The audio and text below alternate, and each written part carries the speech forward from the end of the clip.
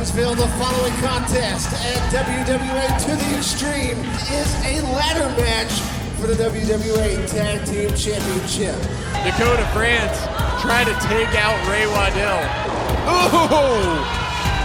This is hard to watch. This is really hard to watch.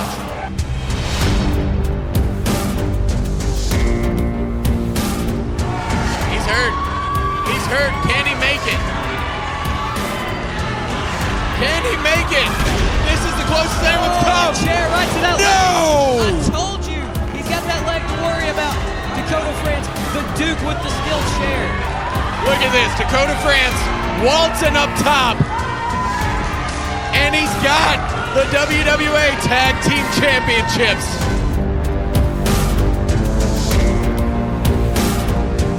Come on, enough is enough.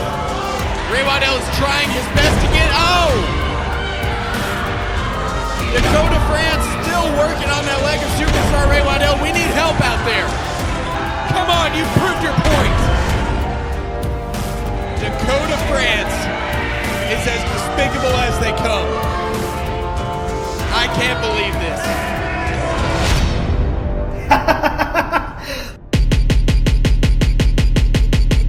I'm still the champion, Ray, and what are you? You're not just a has-been. You're a flash in the pan, that's what you've always been.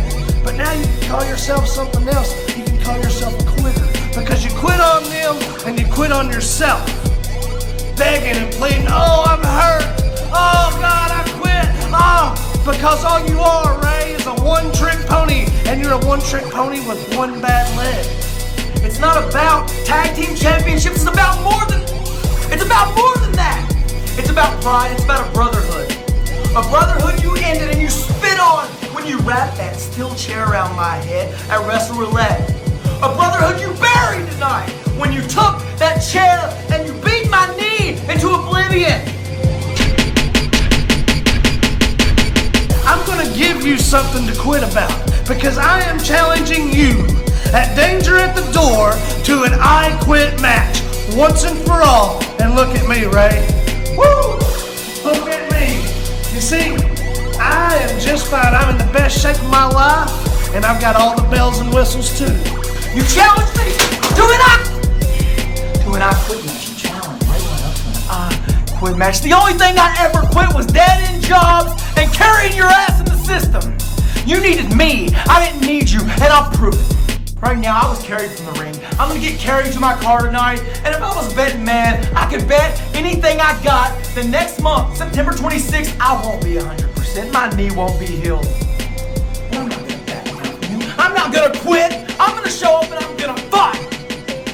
Because the Danger at the Door, I'm the one who knocks. At Danger at the Door, I'm the one who wins. At Danger at the Door, you're the one who quits.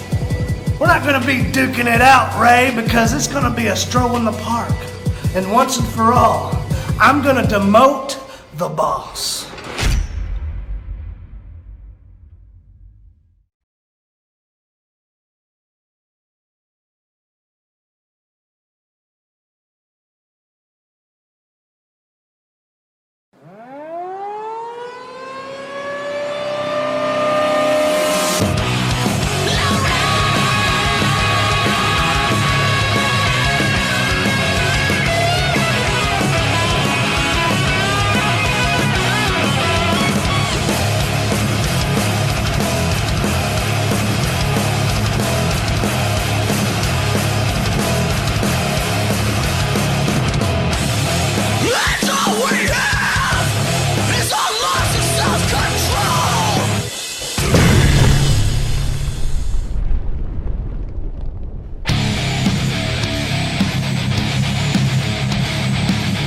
The current WWA National Champion and the self-proclaimed greatest pure wrestler in the world today.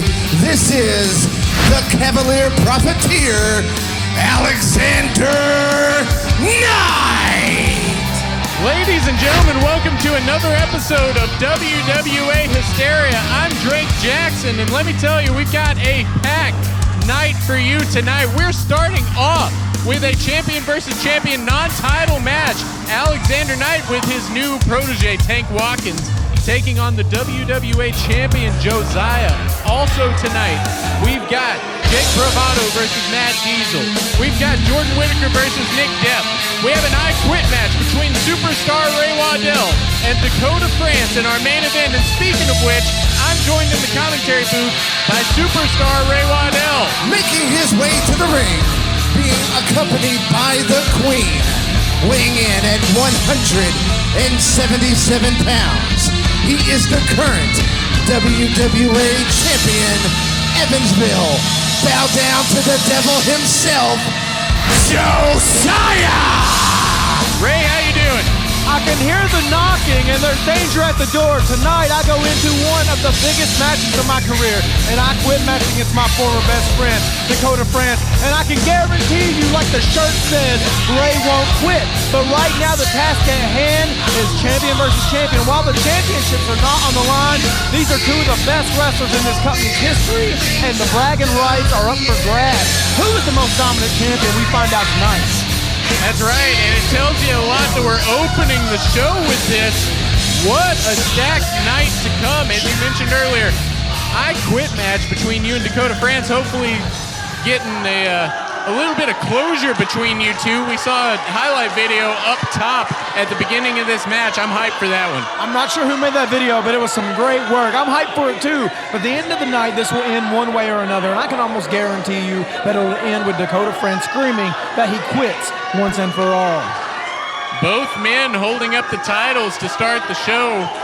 We've got the Queen on the outside for Josiah, as we've seen so many times before, but right now Alexander Knight has newcomer Tank Watkins at ringside. We saw him interfere on the last episode of Hysteria, helping him keep that national title in a match against Stonewall. I don't know what this man's capable of, but I'm sure we'll find out. I mean, look at the man. He has to be 6'8", over 300 pounds. And Alexander Knight has been here for over a decade, even longer, and he has always aligned himself with people that can keep him at the top. And it seems like he's doing that again here with Tank Watkins. And both these men are hunted right now. We know Stonewall wants the national championship back. And after last month, we know Vanderpool wants that WWA Championship that Josiah holds.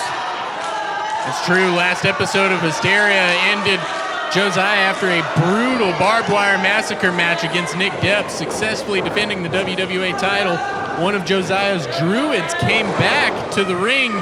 We thought that, they had just carried Nick Depp out, so I was like, oh, maybe he's going to celebrate with Josiah. Who knows? But that druid turned out to be Vanderpool himself. In disguise. Hey, sneak attack. Attacked Josiah, left him laying in the middle of the ring to close the show. And it's one thing to attack a man. It's another thing to attack a man after he's been bleeding buckets in a barbed wire match. But, I guess it worked out because now we know Vanderpool will sign a contract later tonight with Josiah for a WWA Championship match at Halloween Hell next month. So he got what he wanted. It worked. Well, and you got to wonder how recovered Josiah is right now. He's had a month, but those barbed wire massacre matches, I'm sure, firsthand, those will shave years off your career. Oh, for sure. Alexander Knight knows too, and he knows that Josiah's probably at his weakest right now. Both men face to face, a nice little shove from Alexander Knight, just trying to show that he's the better man. Collar and elbow tie-up. Alexander Knight is the bigger man, able to push him back to the corner again, and another shove. Oh, whoa. I think he's made the devil himself angry, and you really don't want to do that. Josiah may not be the biggest, but he is one of the baddest. And the last place you want to be is face-to-face with the devil. Alexander Knight barking orders now at Tank Watkins. We've seen Alexander Knight with several proteges over the years. He's got a tendency. I don't know if he's yelling at Tank or if he's yelling at the front row at this point. He's got a tendency to take newcomers under his wing, which in any other line of work might be an admirable trait, but he's always steering them, in my opinion, in the wrong direction. Let's be honest. He doesn't help the newcomers. He uses them, and that's exactly what he's doing. I guess Tank Watkins hasn't figured that out. I understand he got his foot in the door, but Alexander Knight is known to use people until they can't help him anymore, then kick them to the curb. Both of these men in a standoff. As you mentioned earlier, who's the better champion here? This match is for all the bragging rights. Oh, once again. Oh! The power on display by Josiah. I don't think Alexander Knight expected that. Shoves him right on his ass in the corner. Goes back. Oh! It's getting heated now, folks. Look at this. Oh, another one. Josiah just slapping Alexander Knight in the face, which is a move that I've seen Alexander Knight use from time to time. Oh. And I think he's being surprised by the power of Josiah. In the corner. Big clothesline. That's not where you want to be. He could be going for the imploding. Oh, no. I thought he was looking for that imploding cannonball, but... Well, depending on who you are, you can call that a smart move. You can call that an opportunistic move. But the bottom line is it worked. Alexander Knight went to the outside and avoided that move that Josiah was lining up for. Oh, and Tank Watkins here. Sneaking up on Josiah. Oh! Look at this. You got to have eyes in the back of your head when you're facing Alexander Knight because he's going to take every opportunity he can to use anything against you. And technically there, Tank didn't touch him or anything, but just taking 2 or 3 steps towards a man is enough to garner their attention, especially when you're the size of Tank Watkins. Josiah hit with that rope, that middle rope. Alexander Knight kicking it and forcing it back up into Josiah, and just like that, Alexander Knight has an opening. And Alexander Knight's a master of the ring. If, looking back, Alexander Knight went to the floor. That may have been more the wheelhouse of Josiah, but you never know what he's thinking of that barbed wire match. He might want to keep it in the ring himself. I know on commentary we talk a lot about how Josiah is a master of using the ring as a weapon, but that's very much in the repertoire of Alexander Knight. Those are called ropes, but they're not ropes. They're steel cables with a little bit of plastic and tape around them. Just think of a steel cable going full force between your legs. It is not fun. It does not feel good. Much like Dakota France will not feel good after I beat his little ass in the main event tonight. Butterfly suplex from Alexander Knight, planting Josiah in the ring. When you think of butterflies, you think of something pretty and nice, but that does not feel pretty or nice. And it's not really delivered by someone who's pretty or nice as well. That's true. He's a butterface. No, he's not. None of it looks good. And his face. And his face. Well, Alexander Knight now taunting the Queen on the outside. You got to wonder how. Choke right here, just choking him out right in front of the ref. Devin stepped in there. Was he grabbing the hair? And Tank Watkins using the opportunity now. Look at this. Alexander Knight, a master of distracting the referee here for Tank Watkins to get involved. The first offensive move we've seen on Hysteria from Tank Watkins. And I'm just saying, he needs to watch out because the Queen might be a female, but we saw last month she can hit a man with a fire extinguisher. Yeah, we saw her knock 747 out of the ring with a fire extinguisher. You never know what she's going to pull out. The Queen returning in that barbed wire massacre match between Josiah and Nick Depp after being attacked and assaulted by 747 the month before. She's one tough broad. Is that politically correct? Can you call a female a broad in 2020? I think so, yeah. It's a compliment here in the WWA. We love all the broads. But right now, Josiah does not love this chin lock. Look at this, though. He's fighting to his feet. Can he get the opening he needs? No! Boot right to the face. Josiah could be out cold, too. You can see the paint fly as he got kicked right in his face. Kick out from Josiah. Somehow he has the wherewithal to stay in this one. And now he's arguing with the referee because somehow that's going to win the match. Does he think the ref's just going to change his mind and be like, oh, you're right, that was a 3, ring the bell? He's telling him that was a 3, and like you said, that argument doesn't really hold much water. They're able to duck out of the way. Oh! You get me with the boot and I'll give you one back, and now both men are down. Referee Devin Pointer's going to have to start administering a 10 count here if neither man can get to their feet. Devin Pointer pointing at the ceiling with 2 fingers there. Now pointing with 3. That's why it's called referee Devin Pointer, because he points.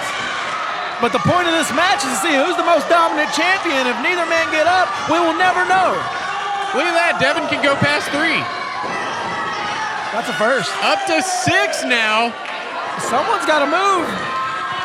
This cannot end in a draw. This match could be thrown out, I guess. Both of these men so evenly matched in different aspects. And they're both up. Block. Big right hand. This match isn't over yet. And Alexander Knight. Oh, goes for the Pele, moves. Josiah had that well scouted. This is it. If he can get the cover. 1, 2, 3. Wow. He didn't get him. Last second kick out from Alexander Knight. Look, I can tell you neither of these men are going to stay down for a double down. Someone's going to leave here as the victor in a champion-champion match because this holds so much weight for that victory. Both men have such pride on the line here. Headlock Both men driver want to on be the way. the better champion. Up. Ooh. He plants him. 1, 2. Oh, he's Kick able out. to kick. Where's Alexander Knight? He's living. He's still getting on to the referee. Once again, he's not able to stay focused. Maybe he's thinking of the ref more. Maybe he's got Stonewall on his head, but he needs to focus on Josiah here. Alexander Knight cannot believe that did not get him to the 3 count, but Josiah will not die. Kick. No. Away. Nobody home. Time. Look at this. No. Oh. Josiah sent into the post. Oh, and a shot. Shot from Tank Watkins. Yeah, Tank Watkins. This is it. From behind, Alexander Knight plants him with the nightmare. Oh, wait. Whoa! Stonewall's hit the ring. This match is thrown out. Whoa! Alexander Knight's out of here. Oh. Look at this. Nose to nose. Oh, I want to see this. Oh, my God. 2 behemoths. Look at the size of Tank Watkins. We always talk about how Stonewall's such a monster, but this man's even bigger than Stonewall. What's going to happen here? Both men sizing each other up. Let's get this going. Who's going to make a move? Wait. Oh, no.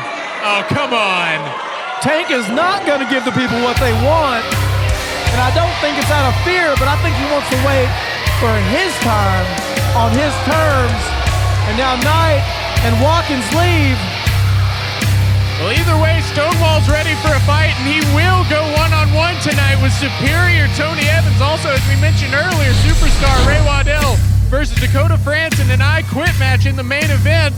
Ray, it's been fun. Good luck tonight. I got a lot to prepare for in the main event tonight when I made Dakota France say that he quits. We'll be right back. This is Hysteria. Be sure to follow the World Wrestling Alliance online. Catch us on Facebook.com/WWAISNOW, as well as YouTube.com/WWAISNOW. Also, follow us on Twitter and Instagram at WWAISNOW. You want to hear some great theme music? Look for the World Wrestling Alliance on whatever app you get your music from.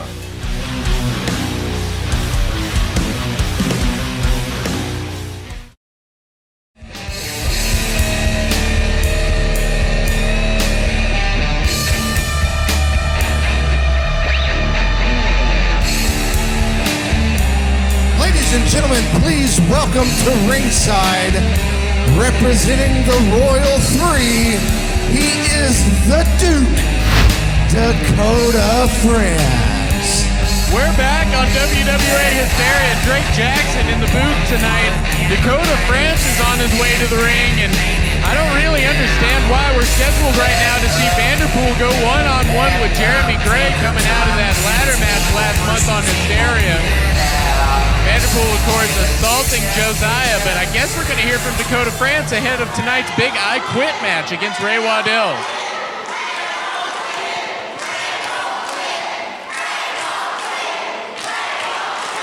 Fans here chanting, Ray won't quit, trying to get under the skin of Dakota France. Shut up!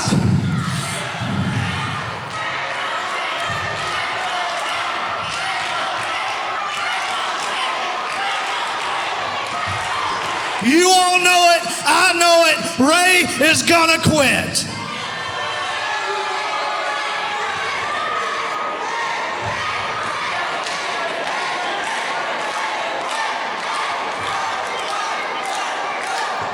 Do y'all have any respect for the Duke? Let me tell you, the polls are closed and the vote's in. And you're asking yourself, what vote is the Duke talking about? And I'm talking about the only one that matters, and that's mine. And my vote says that Ray will quit. He's not gonna just quit in front of me, though. He's gonna quit in front of all of his quitters. Because each and every one of you has quit at something in your life, and you know it. Whereas the Duke has never quit at anything in his entire life, and I'm not gonna start tonight. I'm gonna demote the boss, and the Duke is gonna take his rightful place at the top of the WWA.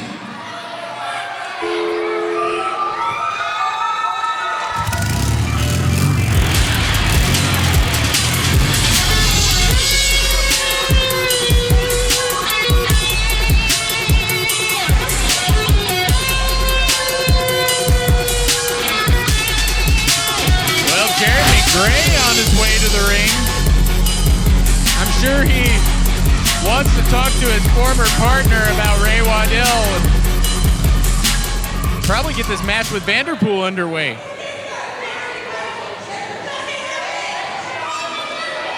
Dakota, I don't know what you're thinking, man.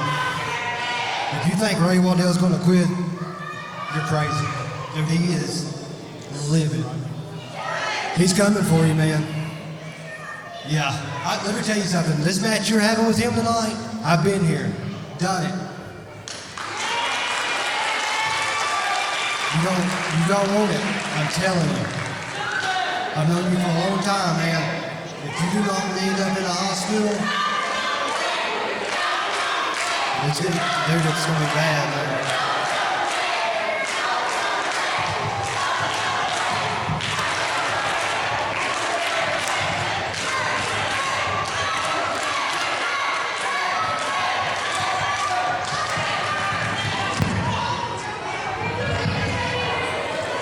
You know what?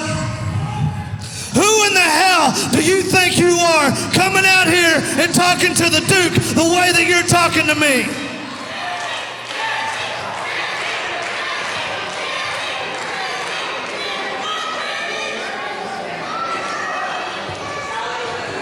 You know what, Jeremy?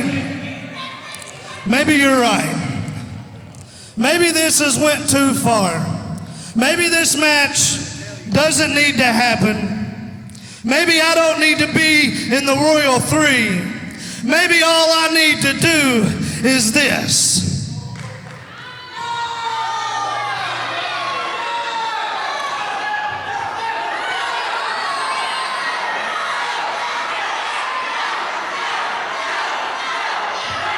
So Jeremy, if you can do this with me, I will walk out of here right now with you, and we can put all this behind us, and we never even have to see how this story ends.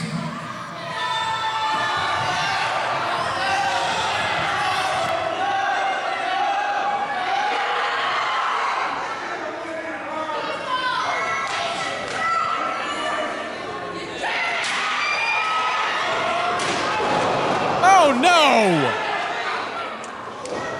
Come on!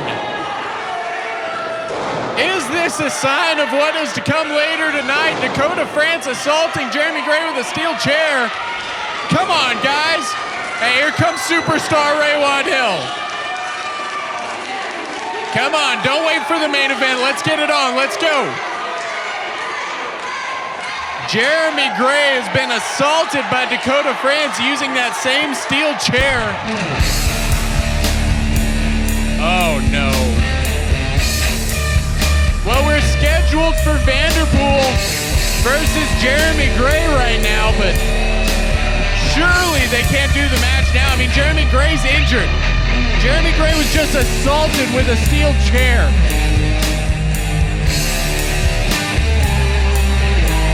Vanderpool's on his way to the ring.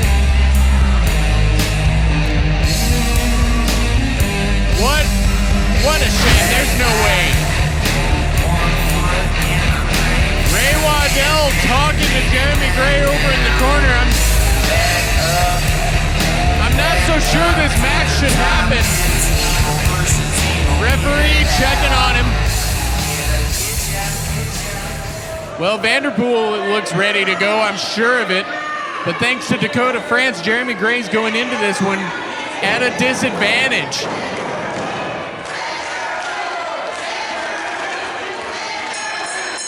Well, they're ringing the bell. I guess this match is happening. And look at Vanderpool. He's going straight for Jeremy Gray and just picking him apart.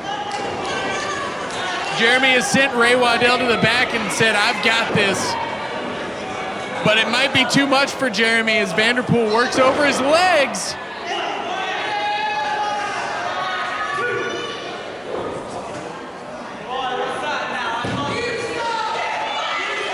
Vanderpool now taking his time to toy with Jeremy Gray. Remember, folks, Jeremy Gray isn't at 100%.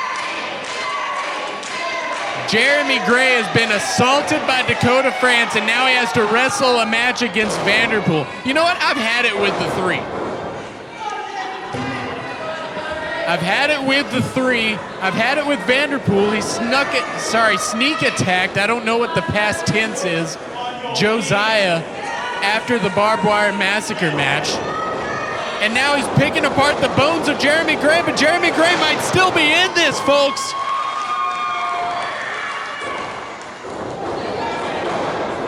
It would be legendary for Jeremy Gray to pull this out, but he might do it. He's back on the offense against the Prince of Perfection. Jeremy Gray now throwing strikes. Vanderpool turns it around on him.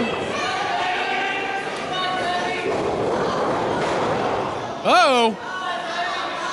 A little bit of a meeting of the minds. Off the ropes. And there goes Jeremy Gray on the outside. No, he catches himself on the apron. Vanderpool still trying to assault that lower body. Oh my gosh! He went for a shoulder tackle and just flew straight out of the ring. The risk might not have been worth it on that. Vanderpool on the outside, he's hurt now. Jeremy Gray sees the opening. This could be the opening he needs as he bounces Vanderpool's head off of the guardrail. If they don't get in, if they don't get back in by the count of 10, the referee could throw this match out, but I think Jeremy Gray's angry enough that he might not care. Vanderpool thrown back inside. Jeremy Gray now stalking Vanderpool in a complete 180 of what we were seeing a few minutes ago. Oh, and there's that opportunist side of Vanderpool. Vanderpool now has Jeremy Gray in the corner. What's he gonna do? Vanderpool raining some strikes down Jeremy Gray, but it looks like Jeremy Gray reverses it. Set out power bomb by the real deal Jeremy Gray, but he might be too weak to go for the cover. There's so much taken out of Jeremy Gray right now that cover wasn't exactly 100%. He might have had Vanderpool there if he could just apply a little more weight onto Vanderpool's shoulders, but right now Jeremy Gray is just out of it, guys. Don't forget, coming up in the main event, we have an I Quit match between Dakota France and Ray Waddell. You saw them at the beginning of this match. Vanderpool sliding to the outside, tripping up Jeremy Gray on the way out and bouncing his head off the apron. Be a real shame for Vanderpool to pull out the win here. But it seems more and more likely Jeremy Gray just can't get the upper hand after being assaulted. And ladies and gentlemen, we now know that Vanderpool will be moving on to face Josiah at Halloween Hell for the WWA Championship after the attack on the last Hysteria. We'll see a contract signing later on. Jeremy Gray dragging Vanderpool back into the ring. Uh-oh. Jeremy Gray could be signaling for the end. He might pull this out. No. Vanderpool able to block it and send Jeremy Gray into the post. Folks, we also have a loaded night. After this match, we're going to have Logan Legit versus CCW. And we have a 6-person tag team match as the Trendkillers team with Tyler Hawkins to take on Lizzy, Sixx, Nick Willis, and Jones. No. Jeremy Gray able to get out of that cover by Vanderpool.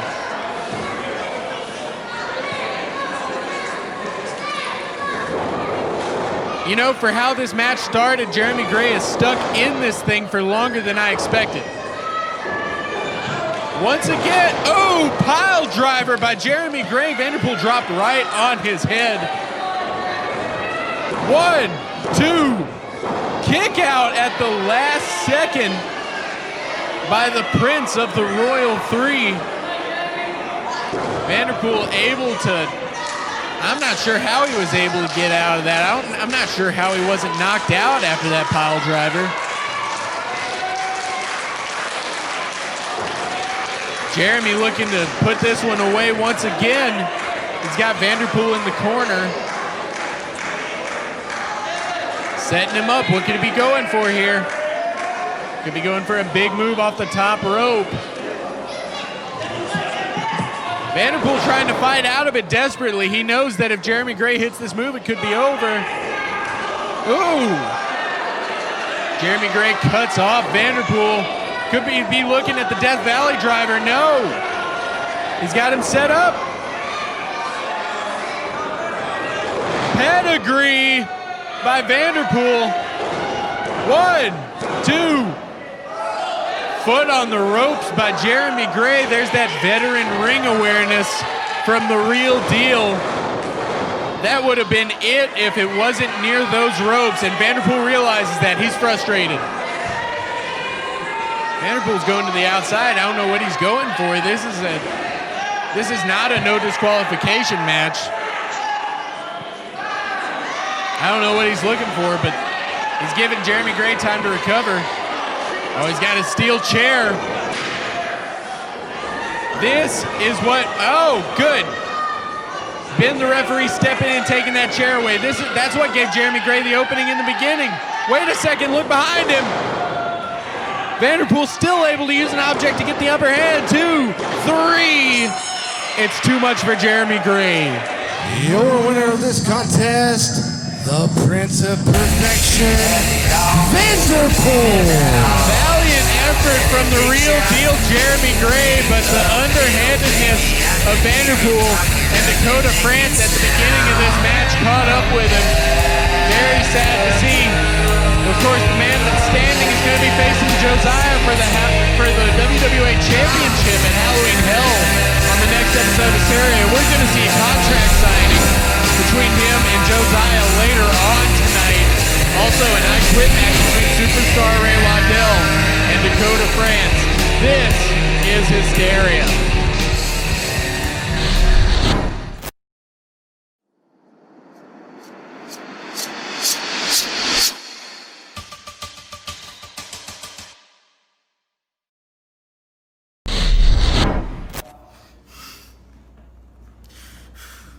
I can't believe this.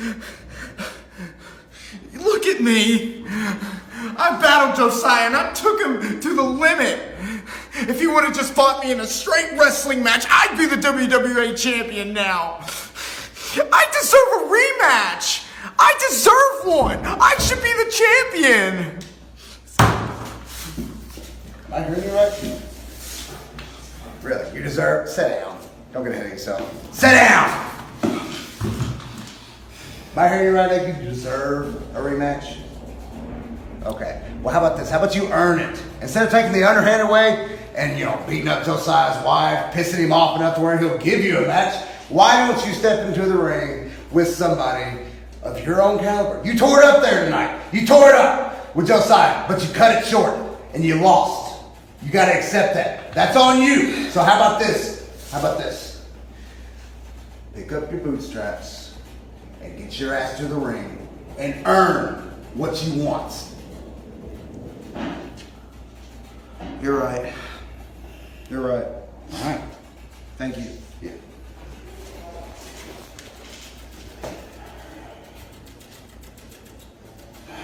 All right. Get off me! Get him off me! Get him off me! Get him off me! Get him off me! Get him off me! Get off me! Don't you ever talk to me like that! I am the platinum standard! Look at me! Look at me in the eyes! I can have him snap your neck right now! You want me to earn it? I'm gonna earn it against you! next month. I'm going to defeat you. I challenge you to a match. You accept? Huh? That's... He accepts. Let us go, 747. I'll see you at Danger at the Door.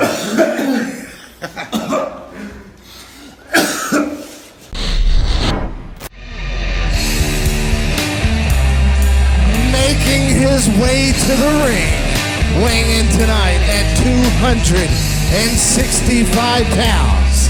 He represents the Royal Three. He is the world-class kicker of ass, the King, CCW.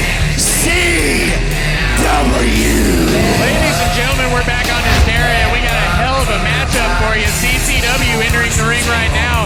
He's going to be taking on Logan Legit, but as you just saw moments ago in a flashback to what happened after the last Hysteria, Depp and Jordan Whittaker had a little bit of an altercation backstage, and right now I'm joined in the booth by the man you just saw, Nick Depp. Nick, how you feeling after that barbed wire massacre match? I'm feeling pretty good. I got screwed out of it, no doubt. He had to have his wife help him. And then I go backstage and I try to recover, and I got Jordan Whittaker playing big brother to me. No, I'm gonna start be treating with some respect around here. Well, later tonight you get your chance to go one-on-one with Jordan Whittaker. So we'll definitely see how that plays out. But right now in the ring, it's going to be CCW versus Logan Legit. And I don't know if anyone remembers, but Logan Legit's first ever match in ring was one-on-one against CCW. And he nearly beat him. So let's see how this unfolds right now. You know, you're exactly right, Judge Jackson. And I remember that contest. His opponent, I remember Logan weighing in tonight at 147 pounds, he is Logan He's not listening right now, but Legit. This is a David and Goliath contest I've ever seen. He's got to use his quickness. He's got to attack CCW's leg. He has to do some high offense to bring the big man down. Well, and CCW on the last Hysteria had a Falls Count Anywhere empty arena match against Jordan Whittaker that went over the entire city of Evansville. Ended up ending in the ring approximately around 3 hours after it began before the show. You gotta wonder how much that took out of it. Yeah, fighting for 3 hours. It was probably a high-speed chase up and down the Natcher. It was quite a contest. CCW going swimming in the mop bucket. It was cool. Check it out. Well, and tonight, Logan Legit gets his chance against CCW. Logan Legit's been picking up some pretty big victories here as of late, really proving himself amongst the WWA roster. On the last Hysteria, he beat his former tag team partner, Tyler Hawkins, in a grudge match. You know, sometimes I'm sad to see those two not together anymore because, you know, I always hate it whenever friendships break up, but Logan Legit's really holding his own and coming into himself. Well, straight up, Logan Legit was ungrateful for everything that Tyler Hawkins did, bringing him in, and oh, wow, that's his ungratefulness on display right there. I don't know about that. I think Logan Legit was finally tired of mistreatment from Tyler Hawkins. Oh, and CCW uses that opening. CCW suckering him in. What did he expect? He just flashed his butt at him, and then he shook his hand. Oh, God. Hard chop echoing through the entire Evansville Coliseum. CCW is going to beat this boy down. He does not want to be in the corner. Yes, that's what he needs to do right there. And right there is exactly CCW. You don't want to underestimate Logan Legit because we've seen the last few opponents underestimate Logan Legit. You know, he started as a manager, but he's definitely getting better in ring and picking up some big victories as of late. He's using that quickness of his, just like I said. Nice cartwheel there and a slap. Whoa, blocked by CCW. The CCW talking some trash. I think he's finally been made mad by Logan Legit. Logan's got we're going to see it. Ooh! Logan Legit using some innovative offense to throw CCW face first into that middle turnbuckle. He's pandering to the crowd now, slapping his butt. The crowd's firmly behind him, too. You don't need to do that against CCW. Any opportunity CCW gets, it's, oh my God. Adding insult to injury, What do you think that smells like? You think it smells peachy?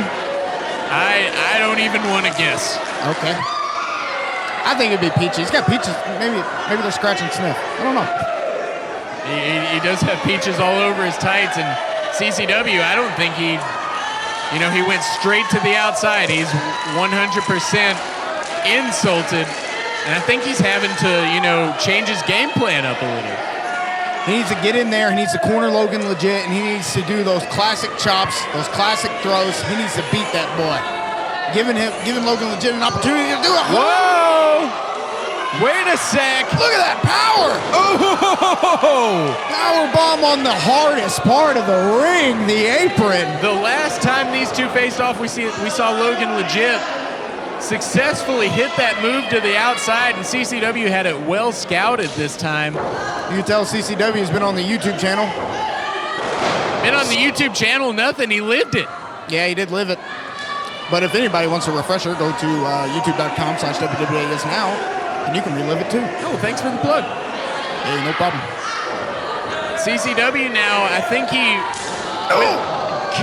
with the size of Logan Legit and the fact that he's not as proven as many of his opponents are in the WWA, I think he thought this match would be over by now, but Logan Legit's putting up a fight. I think CCW's insulted that the match didn't go as long, so now after that powerbomb on the apron, he's fully in control. And look at him, he's going to boister. He's going to play to the crowd. He's going to play with this food. Logan Legit's got some fight in him. CCW has the upper hand right now, but you got to wonder how wise it is not to try and put this away. Not to even try to put it away. All right, CCW, you got a 5 count in the corner now. Let's follow the rules.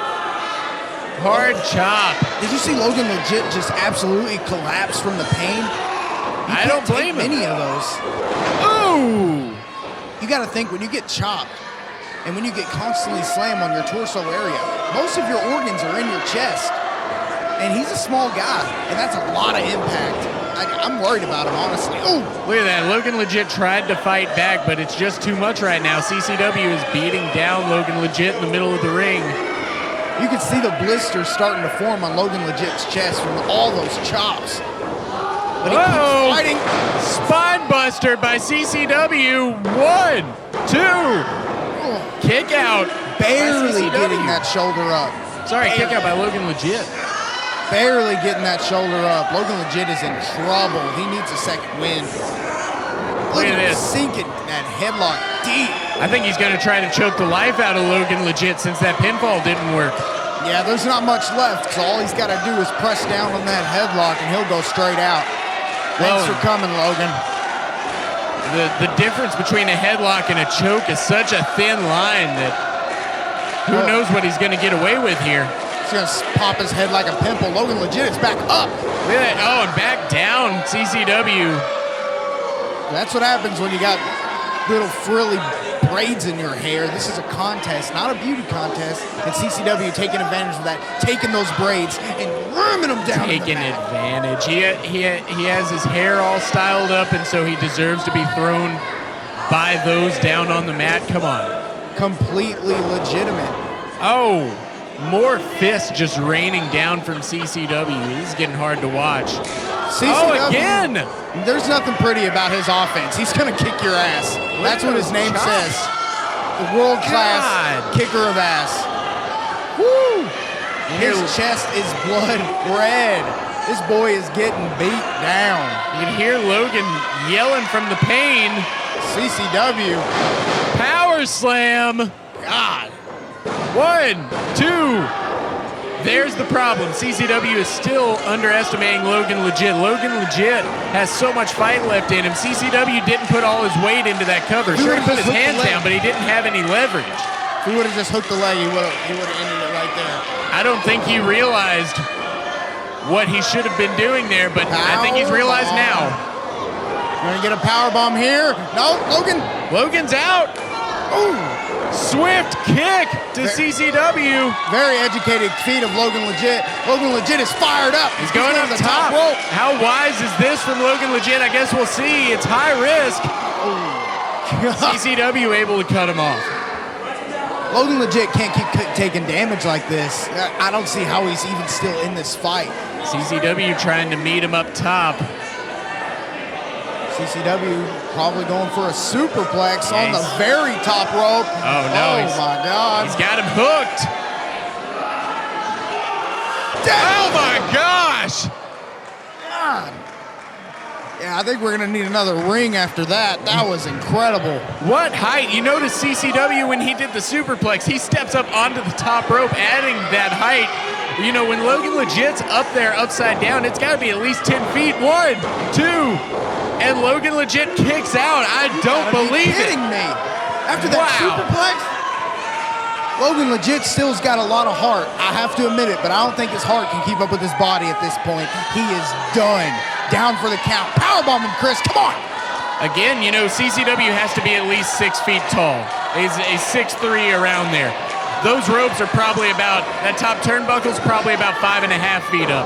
That's at least 11 feet that Logan Legit just fell upside down back first, and he's still able to fight out of it. Look at this. Oh, no. He was going for a little sliced bread there. No! Oh, he folded him up like an accordion. Logan Legit is down in the mat. There's no way you can kick out of this. 1, 2, 3. Oh, my God. What?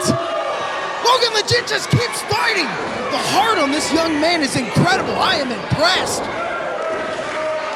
Finish him, Chris. I like that even you have to admit that, look at the fight in this young man. CCW doesn't know what to do. He's tried everything. He's got to powerbomb him. He's got to powerbomb him. He's lining up for it. Look at this. Put him away. Look at this. He's going to try to set him up. If he hits this powerbomb, that's probably it for Logan Legit. He's been through so much already. Stay down, kid. Oh! No! He hooked him! 1, 2, 3! Oh, my God! Logan Legit wins! Logan Legit just The wins winner of this CCW. contest, Logan Legit. Can you believe it? He had just enough in him to secure a victory. He kept fighting and fighting and fighting, and he got the victory, and CCW is ill about it. Are you kidding me? That was an incredible performance by Logan Legit. I can't believe what I just seen. What the biggest victory of his career. I almost think Logan Legit doesn't even know. Like he doesn't even know where he understand is. how it happened. Look at him, he's out of it. Like, that's not even where the entranceway is. He's walking the wrong way. ECW can't believe it. He's been frustrated. He's been frustrated so much after that match with Jordan Whittaker ended up the way it was.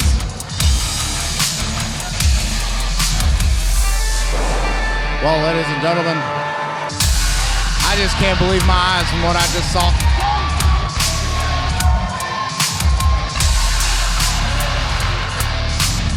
Look at this.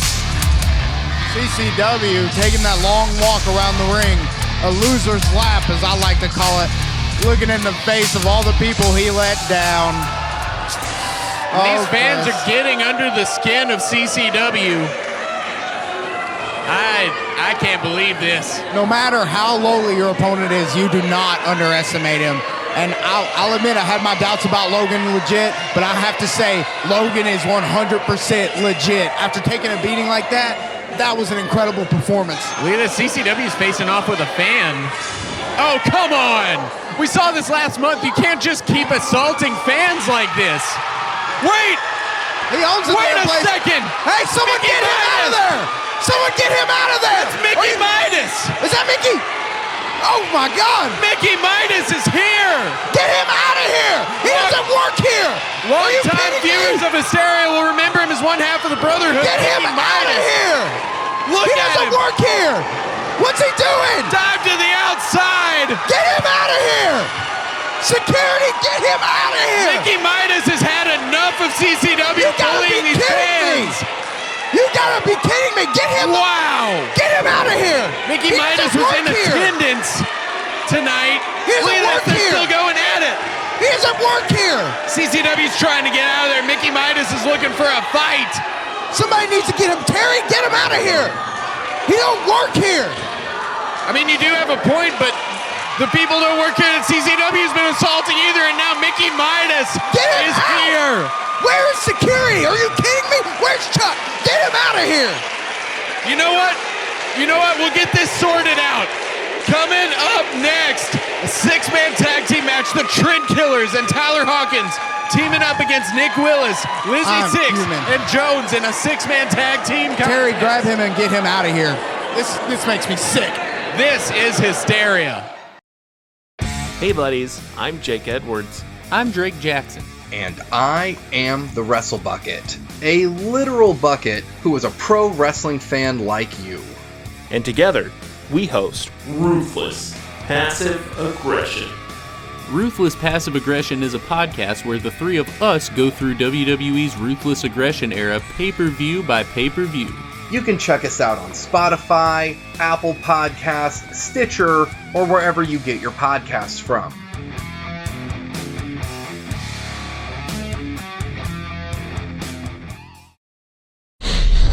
Mickey Midas back in a WWA ring? What are you thinking? Jumping the barricade, involving yourself in my stuff. Yeah, my stuff. And maybe my stuff is picking on the audience, but I guess you haven't been here long enough to realize that things have changed. I'm still in control. Oh, Mickey Midas, you tired of being a small fish in a small pond? Big B Pro Wrestling's best. Yeah, how does it feel back in front of a legitimate audience, in a legitimate ring? How does it feel being there, fighting with a legitimate superstar? Well, it ain't gonna feel real damn good. You know why? I have made a living here recently about picking and beating up on kids. So, it's not gonna be too difficult to beat up on you, is it? If it's a match you want, if it's a fight you want, I've never been one to back down from one. And guess what? The biggest show of the year is coming up next month. And if it's a match you want, it's a match you've got. It's on my turf. It's at my show. Halloween Hell. All you gotta do is say those two magic words, I accept, and I will ink it, and I will be sure it's the last match of your miserable, pathetic career.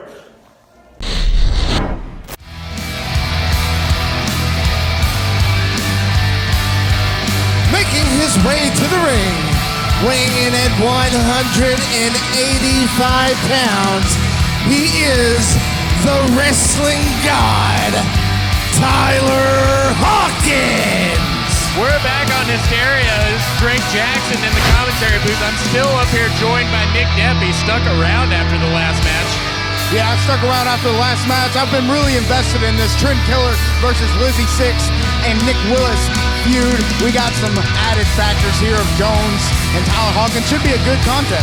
And Tyler Hawkins looking to pick up a victory after a loss to Logan Legit on the last episode of Hysteria. Ended up losing to his former tag team partner in a one-on-one contest, but tonight he's in a six-man tag and he's got backup in Michael Caden and Cortland Moore, also known as the Trendkillers. Two hot new tag teams that are out to kill trends. That's right, and against them we've got Lizzy Sixx and Nick Willis, who we saw tag up in the last episode of Hysteria. Lizzy Sixx returning to provide Nick Willis with backup, and guess what? They brought Jones with him. We're gonna see who wins, who gets the winning purse tonight. I don't know. It's interesting to see how these people are gonna work together. The Trendkillers and a flamboyant man like Tyler Hawkins. You know what I'm saying? Like, it's a weird odd couple pairing, I'd say. Because, in my opinion, Tyler Hawkins dresses a little trendy. You might see the Trendkillers like of Michael Caden and Cortland Moore, the Trendkillers. We'll see if they're on the same page or not, because there's got to be to take out the former WWA champion, Lizzy Sixx, her brand new, I guess, tag team partner, Nick Willis, and the cowboy himself, Tim Jones. Yeah, and it seems like the allegiance between Nick Willis and Lizzy Sixx seems to be sticking after the last episode of Hysteria. Of course, the Trendkillers looking to finish off Lizzy Sixx in that match. Nick Willis shoving Lizzy Sixx out of the way. Ends up getting hit with that nasty super kick high knee combo from Cortland Moore and Michael Caden. Will tonight produce a similar result? I don't know. I know that takes a lot of balls on Nick Willis' part. For some reason, he did not feel comfortable with Lizzy Sixx taking that. And that's really got to affect Lizzy Sixx, too. She knows now she owes Nick Willis. He saved her ass. You know what I mean? Like, and that's going to help her. For sure. Maybe it made them closer as a tag team. I don't know. Nick Willis never took a bullet for me. He definitely made sure I took all the heat. Well, and like you, I'm very interested to see what kind of synergy is there between Tyler Hawkins and the Trendkillers. But you know Tyler Hawkins very well. Is he easy to work with? Is he to get along with? First making his way to the ring, weighing in at 173 pounds, Nick Willis. I think that says a lot that not only did he come into the WWA as one half of a tag team, but he's also a former WWA tag team champion with 2 different partners. So if you're looking for a tag partner, Tyler Hawkins is nothing to laugh at. Would you say that he's a tag team wrestling god? Oh, yeah. Okay. You agreed with me. All right. I just think it's a little more appropriate. To the ring, You don't think that he's just a regular wrestling god, just a tag team wrestling god? I wouldn't exactly say he's a wrestling god, but he seems to refer to himself as that. Self-proclaimed. I mean, it's important to have confidence. I'm, of course, a wrestling god, so that goes in direct contest with him. The energy in this building is their tag team partner, weighing in at 212 pounds. He is professional wrestling's only line dancing cowboy. It's weird. It's weird. I like it. He's dressed like a freak. He's got chest hair and tattoos. Where did they find this guy? Was he a line dancer or a wrestler? Who knows? What's with his facial hair? He's weird, but he gets the job done with that murder go-round. I tell you, Jones on a pretty hot streak here, winning a triple threat match 2 Hysterias ago, and also coming out victorious by submission in the Texas Bull Rope match against Jake Bravado on the last Hysteria. We talked about Tyler Hawkins and the Trendkillers maybe being a little bit of an odd pairing. But what kind of island of the misfit toys kind of stuff is Lizzy, Sixx, Nick Willis, and Jones? I would call them team jobbers. Oh, come on. I'm just saying I could beat all of them with my hands tied behind my back. However, they are all in their own right very good competitors, but they're nothing to me. Lizzy Sixx, a former WWA champion. Nick Willis, former WWA tag team champion, as well as Jones. So they've had gold in between all of them. I'd like to see that. I'd like to see, you versus this team 1-on-3 and kind of see what happens. I would win. Yeah, well, there's no reason to plant that seed or anything. Like, I would win. It wouldn't be very exciting. Nobody would want to see that. I'm not completely sure, but luckily enough, we're 3-on-3 tonight, so at least it's starting off as a fair game. Of course, with the Trendkillers and Tyler Hawkins involved, you got to wonder how long it's going to last. I resent that. Okay, I know every single wrestling rules, and the Trendkillers don't break the rules. They're Trendkillers. Everybody cheats in wrestling. The Trendkillers do not cheat. Okay, not everybody. I've seen several people not cheat in wrestling. Okay, so we're starting off with the former WWA champion, Lizzy Sixx. Bravely, she's about to go against Mr. Cue Ball himself, Cortland Moore. They're going to have some sort of connection when they shave their heads. I think they can telepathically connect, because that's a connection that they have with each other. They're just started tag teaming about 3 months ago, but they just have such good instincts as a tag team. I like it. With Tyler Hawkins' hair, it doesn't matter what the other team looks like. The team of the Trendkillers and Tyler Hawkins still uses more shampoo than the other team. Yeah, you're correct. Yeah, Tyler Hawkins is a very shampooed man. Been taking hints from his former tag team partner. Doesn't look like Lizzy Sixx has washed her hair in 3 years. Oh, come on. Her hair looks great. I'm just saying, it looks like you kind of got her in the back alley of a trailer park down in Cleveland, Kentucky or something. Oh, come on. Cortland Moore now interrupting that little bit of chain wrestling that Lizzy Sixx was trying to do. Cortland Moore says, nope. It's like no-nonsense kind of attitude. You got me in an arm lock, I'm going to kick you in the ovaries. And that's what Cortland Moore's about. That's what the Trendkillers have kind of been known about since they formed up together. They're a very no-nonsense kind of team. Very smash mouth, in your face, going to kick you or knee you. They'll use whatever they can to get the upper hand, as evidenced by this little exchange with Lizzy Sixx that Cortland Moore's having. Cortland Moore telling Lizzy Sixx to suck it. I don't think that's appropriate. Look out. All right. Lizzy Sixx now with a hip toss. Nice hip toss. Cortland Moore again falling victim. He ran right into another one. And I think Cortland Moore's trying to get out of there. He doesn't want any of her. I mean, when you see things not going your way, you really just need to take a step back and evaluate your game plan. And that's what Cortland Moore's doing. A lot of people might think he's a coward for straight up crawling away from him, but I think that he's got a game plan. Nick Willis is in the ring. Nick Willis now, you got to see if he can take to the skies. It's a little harder to in a six-man tag. There's bodies all around. There's people everywhere you turn looking for your downfall. Nick Willis is what I call a parkour master. He will literally jump on people's head to try to do a backflip. He's got to at least get his quota of 5 million flippity-jibbities every match. Yeah, Trust me, I know. Michael Caden, as much as I don't like him, has a good ground game. He's going to try to out-wrestle Nick Willis, but Nick Willis is not too shabby when it comes to wrestling either. Yeah, I worked on all of his wrestling. He's always been not as good as me. Everyone is telling everyone to suck it this match. I don't like it. Look at that. Smart move by Michael Caden. Nice float over after the drop toe hold. Like you said, he's very grounded.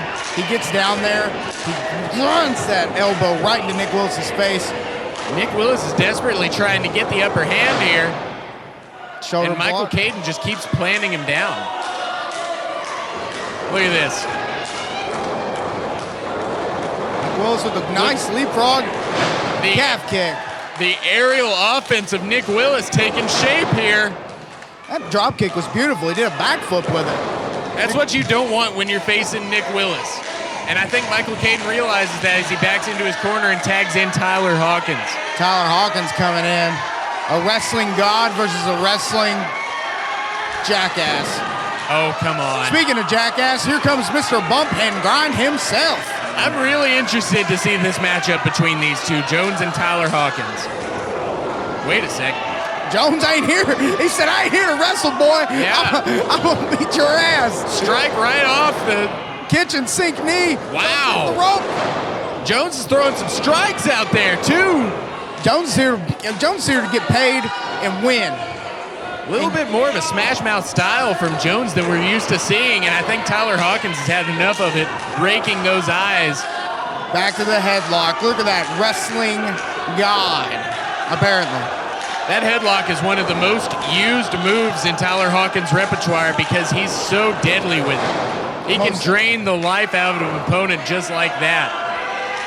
It's a very good headlock. Now he's got the arm wringer.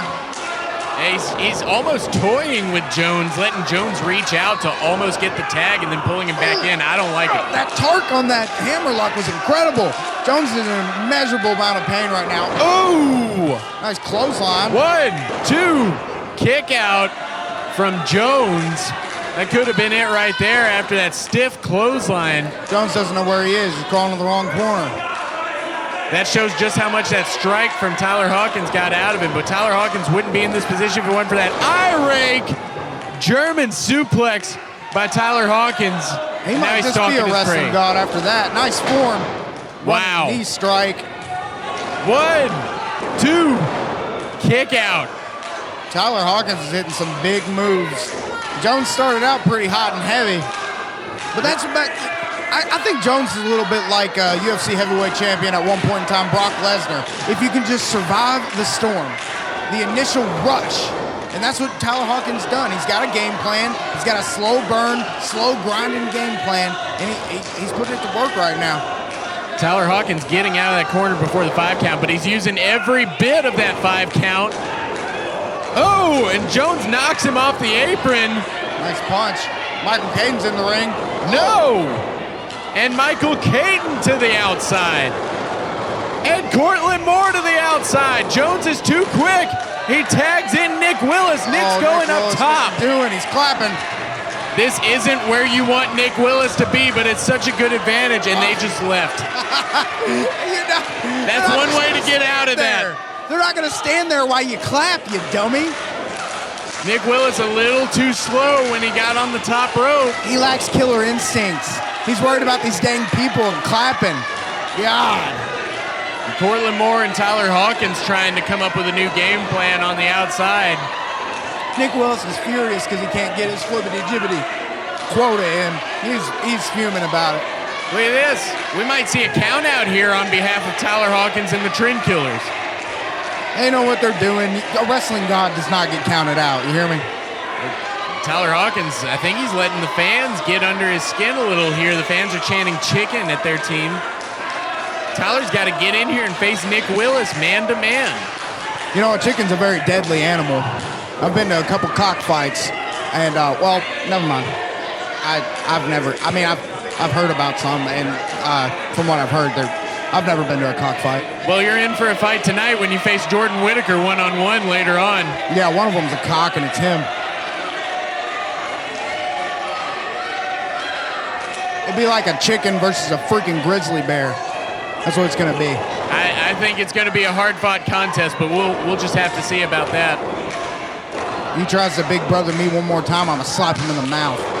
DDT from Tyler Hawkins onto Nick Willis. Those muscles and bones in your neck cannot take many of those DDTs. And then he capitalizes by doing that headlock, wrenching it. God dang! We need to make sure he's not trying to choke Nick Willis in this situation. Absolutely not. He doesn't need to. He just squeezes his neck off. Pop it like a pimple, baby. Michael Caden's in now. Strike from Michael Caden. Nick Willis desperately needs to get a tag to either Lizzy, Sixx, or Jones. Preferably, probably Lizzy, Sixx. We saw Jones get drained earlier. Nick Willis is in trouble. He's not fighting back at all. He's just getting demolished. Off the ropes.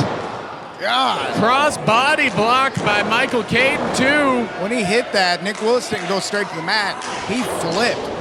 Well, that's the kind of impact that crossbody did. Dang. He's grounding Nick Willis, which, in all honesty, probably should be the game plan for Tyler Hawkins and the Trendkillers, as much as I don't like the way they've gone about it. It doesn't matter if you don't like it. It's effective, Drake. Again, look at this. The tag team prowess of the Trendkillers, and also very accomplished tag team wrestler Tyler Hawkins knowing to cut off the ring, too, and keep Nick Willis from getting a tag. God, more strikes from Cortland Moore. Come on now, open that fist up. That's not in the rules. There we go. See, I like to see you arguing for good things every once in a while. Oh, come on. Well, that's technically the referee's fault if he would just pay attention to the match. Technically the referee's fault. These two are taking every advantage they can like a pack of wolves. Well, their mission is to set out and kill trends. All right? And that's what they're doing tonight. Leg drop from Cortland Moore. Yeah, dang. Right across the throat of Nick. A lot of damage to Nick Willis's head and neck. Yeah, it's going to make him dizzy anytime he tries to go for any of his aerial offense. Might even make him miss something. It's definitely not going to be easy to flip on somebody when your neck's hurting. Come on. Those short stomps are incredibly deadly. I don't like the way this is turning out for Nick Willis. He knows what he signed up for. Nick Willis fighting back, though. We can see a second win, throwing some strikes. Off the ropes. No. All right, Cortland Moore. Too much for Nick Willis. All right, that was my move. 1, 2. It's cool. Cortland, you can use it. It's fine. 1, 2. Kick out again. It's fine. If you're watching this, it's cool. 2 counts. Do it again, I'm going to have to charge it, though. And Cortland Moore bringing Nick Willis over to the center of the ring. He was stretching Nick Willis's hand out as to say, go ahead, tag him. You can't, because he's completely in control. Nick is so close, yet so far away from tagging in Jones and Lizzy, Sixx. I guess I should say Jones or Lizzy, Sixx. You can't really tag in 2 people at the same time. No, that's against the rules, 100%. Nick Willis just punching his heart out. Well, Nick Willis able to counter out. Enziguri from Nick Willis, and he might have just evened the odds here a little. Opening up an opportunity perhaps to tag his partner in. Cortland Moore tags out to Tyler Hawkins. Lizzy, Sixx tags in. Oh, nice Lizzy, Sixx is like a house of fire. Here comes the former WWA champion. Off the ropes. Trying to get some back body drop by Lizzy Sixx. Michael and here Caden comes in. Michael Caden. Oh, Sambo suplex. Lizzy Sixx, little German suplex from Cortland. Oh. Ooh. Cortland Moore feeding Tyler Hawkins into those double knees to the face. That could be it for Lizzy Sixx. That'll slow her down. I would hate to see her face after that. It's already so ugly. Oh, come on. I'm just saying, her face looks like a guy ran over by some 16-wheeler. Oh, come on. She's already having a tough enough time. Look, Tyler Hawkins is using the ropes and using every bit of that count to his advantage. And even after, look at that. Michael Caden choking Lizzy Sixx out on the ropes. Tyler Hawkins had the referee distracted. Classic tag team maneuver there. More strike classic tag team maneuver. Come on. You always talk about the rule books. Ooh! It wasn't a legal drop. man, but I mean, the referee didn't see it, so it's all right. It's the referee's job to enforce the rules. And again, he's using the ropes to his advantage. How can you advocate for this? 5 count. Drake, have you read the book? I'm gonna send you a copy. I haven't seen Nick Willis, Jones, or Lizzy Sixx try to use that 5 count. There's a reason the count happens. It's because it'll be a disqualification after those 5 because it's an underhanded tactic. Or they're just dumb. You're supposed to stay in the ring, in the center, wrestle it out. I guess that would be the honorable way to do things, but I know you've been around for a long time. What? Drake, but the honorable way doesn't get you crap around here, okay? It doesn't get you anything around here. You gotta take your opportunities when you get them, and that's what the Trendkillers and Tyler Hawkins do.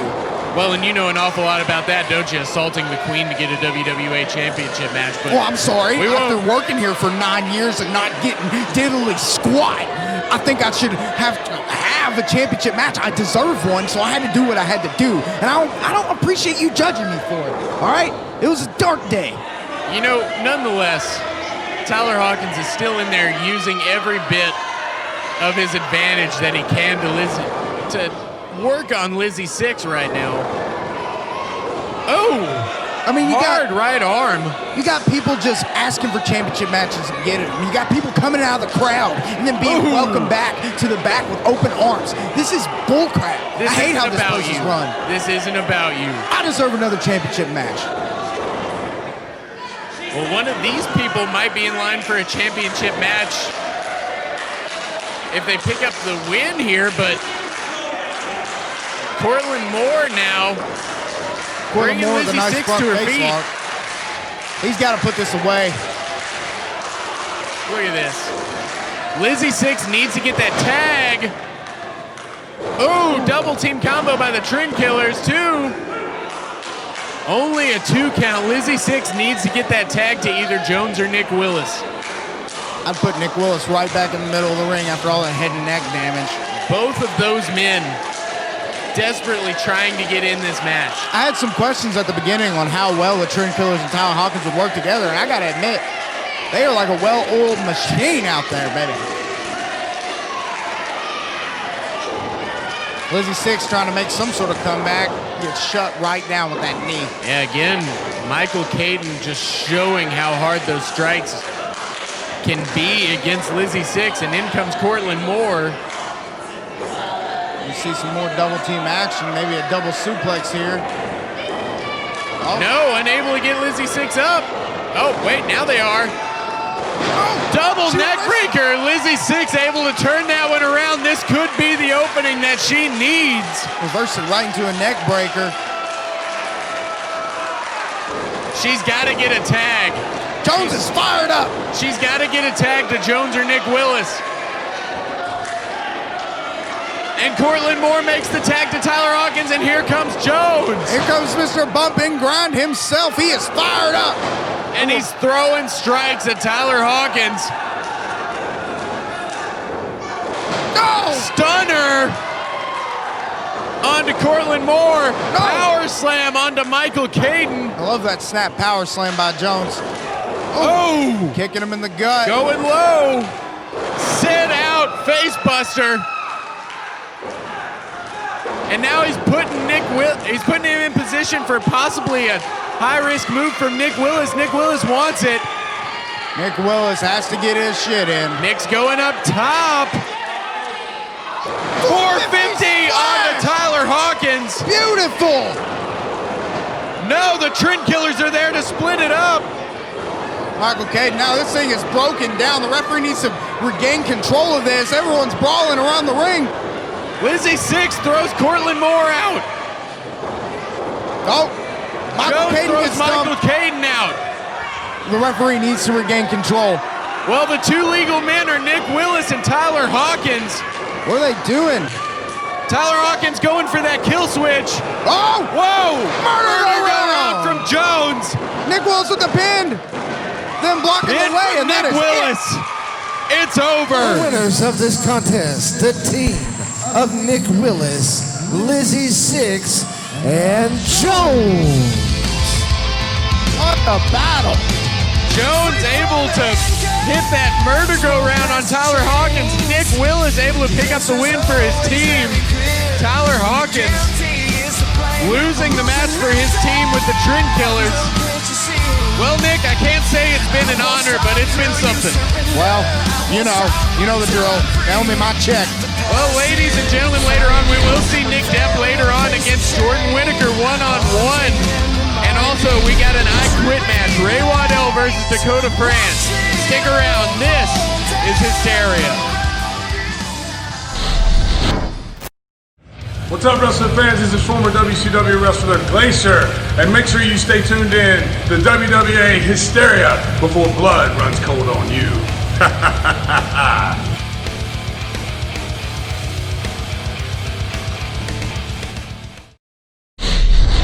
Tonight, at Danger at the Door, my team was victorious. I hit Tyler Hawkins with that murder go-round, and he... What? You did nothing. If you kind of claim a victory, you are wrong. You did not pin me. Oh, all you saw was light, son, after I hit that. Listen, it took 3 of you to pin me. You could not do it by yourself. Is that right? What are you doing next month? Halloween Hell? You know what? We don't have to wait till Halloween Hell. You want to do it right now? You know what? I'll wait.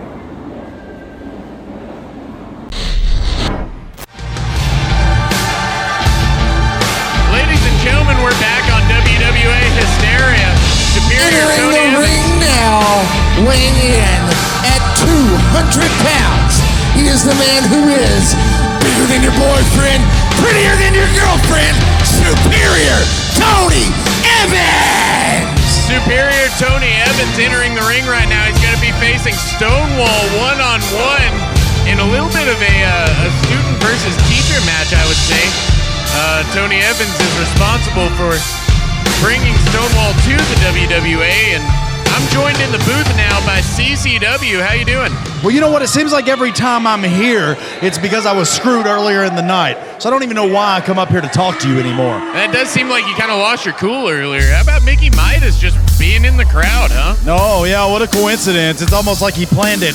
The fact is people like that tend to have it planned. They want to bully people like me. Oh, bully. Come on, you've been bullying those fans nonstop. Speaking of a bully... Making his way to the ring, weighing in at over 300 pounds, Stonewall! Look at that! Stonewall got in the ring. Tony Evans just ducking out as soon as possible. Yeah, you would too if it smelled that bad.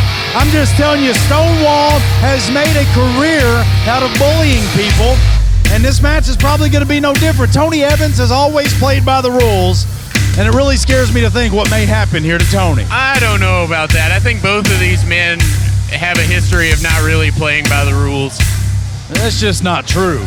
I mean, if you can't think of a more stand-up wrestler than Tony Evans, right? I mean, who else would it be? I've seen Tony Evans win the WWA title through underhanded tactics. Oh, yeah, what'd he do? He cashed in his contract against And it was Superstar legal? Ray Waddell. Was it not legal? I guess, but Superstar Ray Waddell had just already been through a match with Stonewall for the WWA Championship. Look, it's just part of the rules, but what we are looking at here are 2 former WWA champions, and regardless of how they got them, they got them. This is a first-time meeting, Drake. That's true. Neither of these men facing off against each other one-on-one. This should be a hell of a contest. Look at this. I don't think Tony Evans really is eager to get in there with Stonewall. I can hear the argument now. I like my steak medium rare. Oh, you're a punk. I like it rare.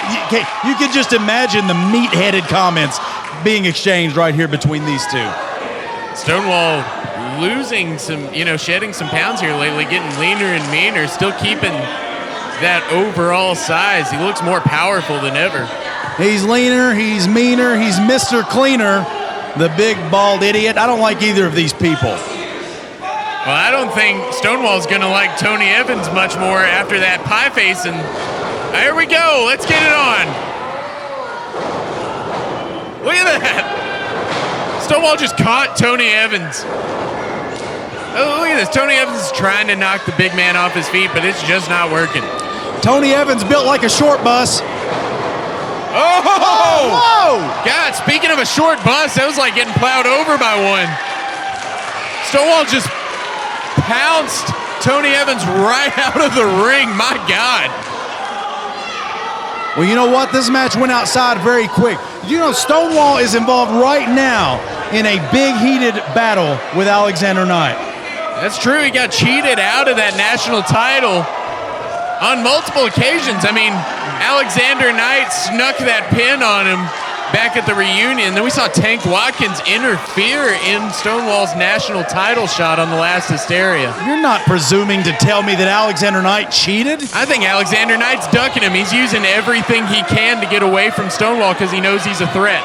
Well, I mean, look at the kind of wrestler he is. He won't even get in the ring and fight. Breaking the count. Stonewall's trying to inflict some punishment on superior Tony Evans. Look at this. Suplex on the floor of the Coliseum. You can hear that echo, that thud all through here. Well, in all seriousness, this match could be over right now. If Stonewall wanted to make it happen, all he's got to do is throw him in the ring and pin him. They might just do that. Here he goes. Might have taken him too long. Well, give him a chance. The fans here are chanting for Stonewall, kind of a 180 on what we're used to.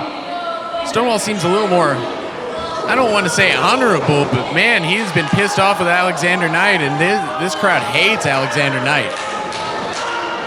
Oh! And you know what? That really ought to tell you something about the WWA crowd, too. They hate two men, but decide, maybe I don't hate this one, only because they hate Alexander Knight that much more.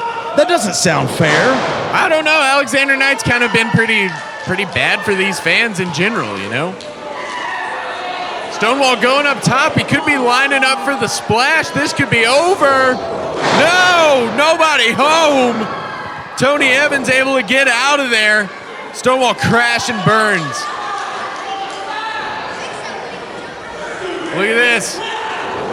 Ooh, full-on punt to the ribs by superior Tony Evans, knocking the wind out of Stonewall. Tony Evans soccer kicked Stonewall, and I don't know if he's looking to beat him or just piss him off. Well, it's not often we see Stonewall at a disadvantage, but we might be seeing it right here. Tony Evans able to take advantage of that opening. Oh, no, I've heard Tony Evans got the kicks. Don't you know? Look at this. Look at this. Driving that shoulder into Stonewall's abdomen. Well, that by far is one of Tony Evans' most painful moves. Definitely his most spectacular. The dreaded shoulder block into the corner.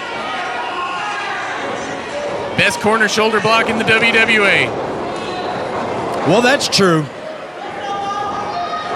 Look at this. Stonewall able to get out of the way. And the big man can move. He hits a wheel kick on Tony Evans. 1, 2. Tony Evans still able to kick out. Somehow he has the wherewithal. Look at this. Stonewall's getting ready for something big. Oh, he's picked up Tony Evans. Oh, now wait a minute. Referee didn't see it. Come on. Low blow to Stonewall. And Tony Evans is back in this thing. Did you know if Drake Jackson had a pull string, the doll would say, "Come on." I see a lot of things that I don't agree with.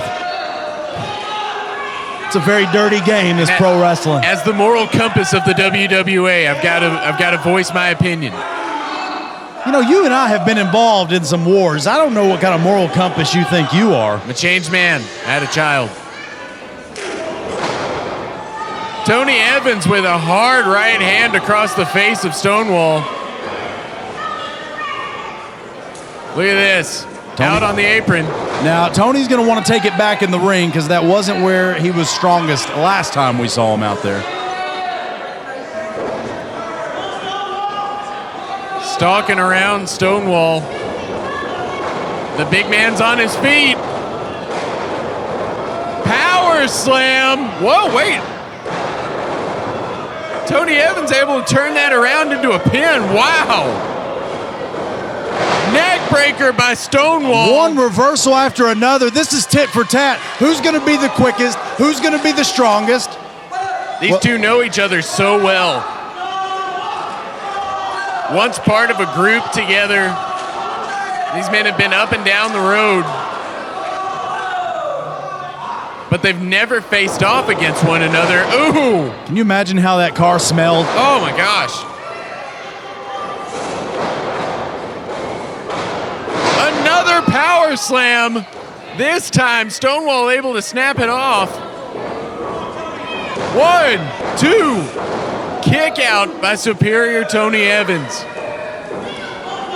You know, rumor has these two were roommates. Really? Yeah, yeah. Can you imagine what that room smelled like? My gosh. It smelled like tacos and Ben Gay. These two go way back. Old college buddies, old friends, and you know what? You're right. You said at the top of this match, Tony Evans had a part in training Stonewall, and that's right. Oh! Look at that. Tony Evans using the referee, shoving him into the ropes, and it knocks Stonewall onto the top rope. Not a good position for Stonewall to be in. Look at this. Well, he slapped him. What? Tell me that's not just going to piss him off. Is Tony Evans going up top to meet him? Oh, no. No way.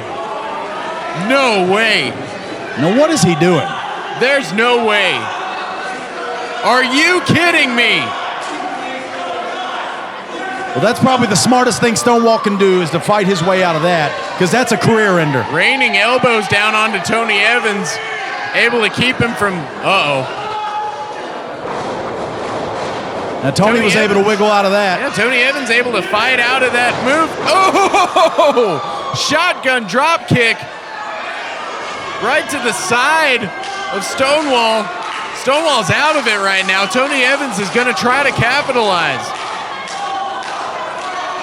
Uh-oh. It's really strange to hear the audience getting behind Stonewall. Oh, no.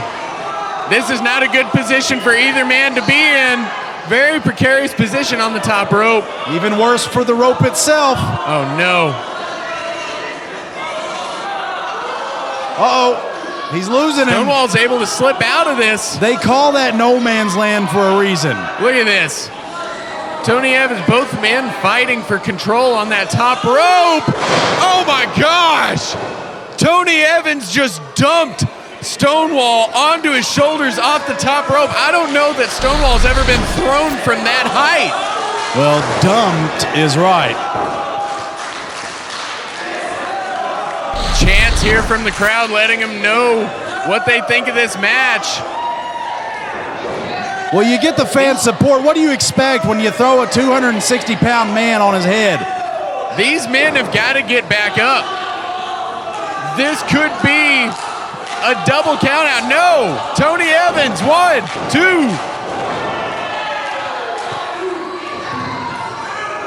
2. Once again here, Stonewall able to kick out. Superior Tony Evans doesn't know what he's got to do, but both men are getting up to their feet.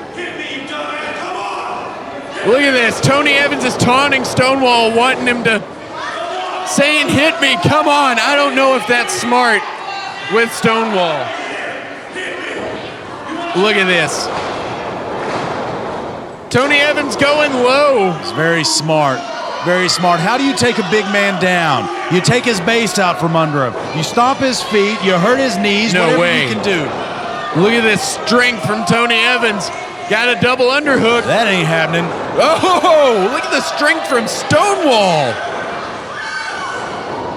Oh, 1, 2, 3.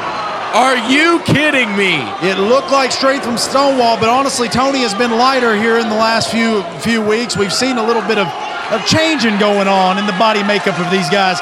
Tell me Stonewall's not a lot leaner than he was before. Oh, yeah, for sure. I mentioned that up top. I mean, Stonewall was already deceptively quick for his size, but he's gotten so much quicker since leaning out in the gym. And the power slam could end it. No. Oh, no. Lining up for the elliptical. No. Off the ropes. Back body drop countered. Enziguri, no.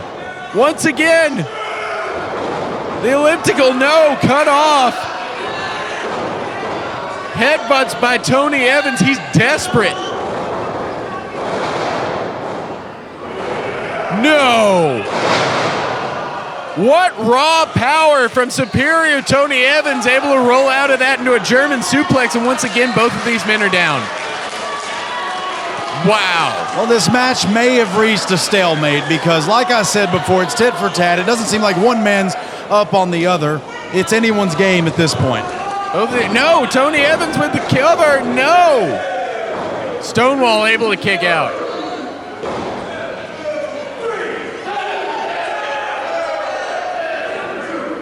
Look at this. These men have put on a hell of a match, and they're both drained. What's it going to take for one man to get the advantage over the other? Well, it has been hell. Uh-oh. Stonewall in the corner now. Tony Evans had to use the ropes to get back to his feet. Stonewall might have to do the same. Tony Evans laying in the kicks in the corner. Uh-oh. I think he's realized Stonewall's in position. Tony Evans could be taken to the sky. Now listen, if he hits this, this is over.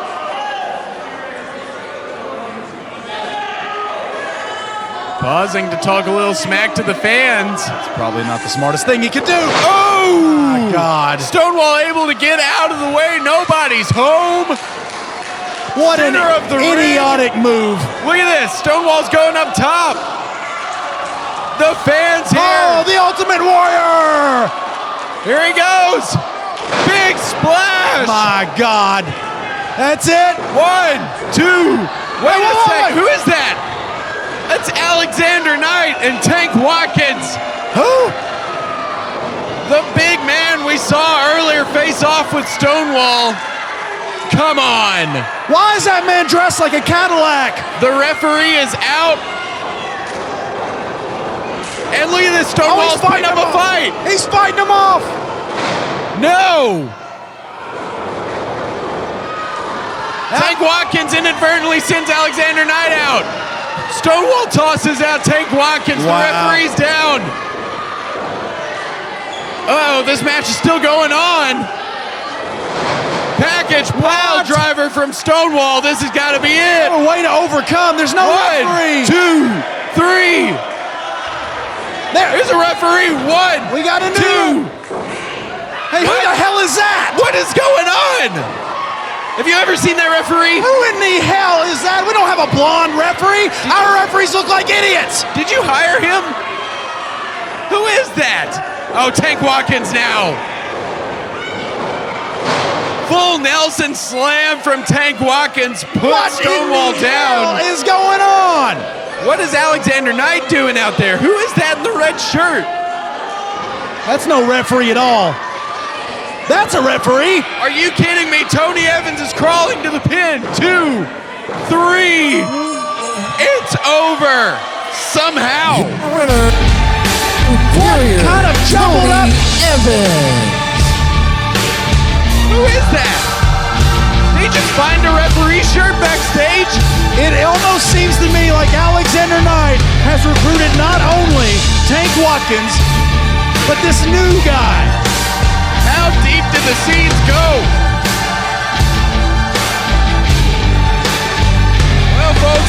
CCW, it's been fun up here. Well, this has been miserable. I hated the match. I hated my time with you. I'm getting ready for a contract signing. Well, I can't say that the match ended the way we all hoped it would, but you heard CCW just mention that contract signing. Later on, we're going to have a contract signing for the WWA Championship match at Halloween Hell. Vanderpool, Josiah meeting in the ring to sign the contract. This is Hysteria. The following announcement has been paid for by the Royal Three. Army of three, I'm on it, you're on it, you're not on it. I'm not on it! But you know who is on it? I'm on it, you're on it. Tell them who else is on it. 747. Oh! No one cares. Alexander Knight. No one cares. But he's on it, and I'm on it. Hysteria Through the Curtain, Volume 2. It has the three on the two. So tell them why they should buy it. Tell them why they should get it. Listen here, cool cat. You can listen to all the jams, doing whatever you're doing, cooking in the kitchen, whether you're pounding one out at the gym or anywhere you like. So boys and girls, if you want to be cool like the Prince, the King, and the Duke, pick up yourself a version of Hysteria Through the Curtain, Volume 2. So hey, Monkey Boy, tell them where to get it. WWA Through the Curtain Volume 2. Find it now on Spotify, Apple Music, or wherever you find your music. Just search World Wrestling Alliance.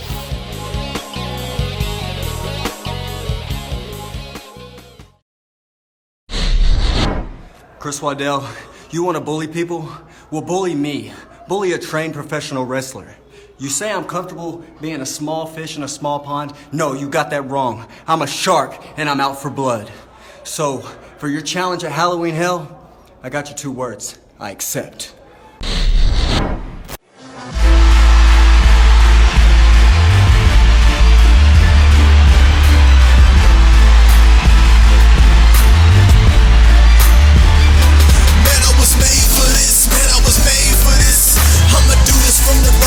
Making his way to the ring, weighing in at 225 pounds.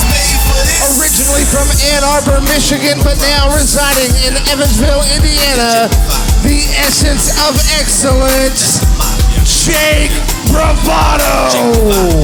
We're back on WWA Hysteria. Drake Jackson in the commentary booth. I'm being joined now by Michael Caden. How's it going?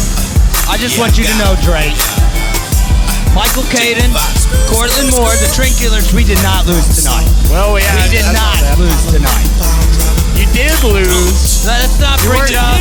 Let's not bring it up. Let's focus on the match at hand. All right. Jake Bravado in the ring. Underrated talent. Let me just say that right now. We won't discuss how you lost earlier tonight anymore. But I will discuss Jake Bravado going one-on-one with Matt Diesel here. Right now, both of these men in their hometown of Evansville, Indiana, although Jake Bravado has since relocated to Michigan. I don't blame him.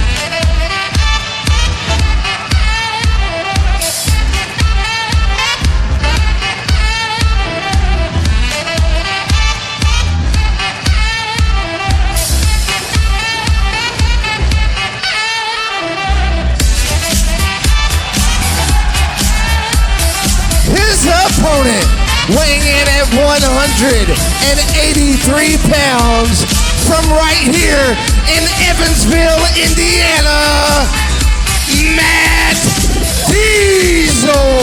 You know, I'm really excited to see these two up-and-coming superstars in the WWA go at it against each other, go one-on-one. I would like it if you would just stop dancing to this music right now. You're embarrassing yourself. It's a groovy tune. I can't help it. A lot of the fans here can't help it either. Matt Diesel and Jake Bravado, two of the fastest rising stars here in the WWA.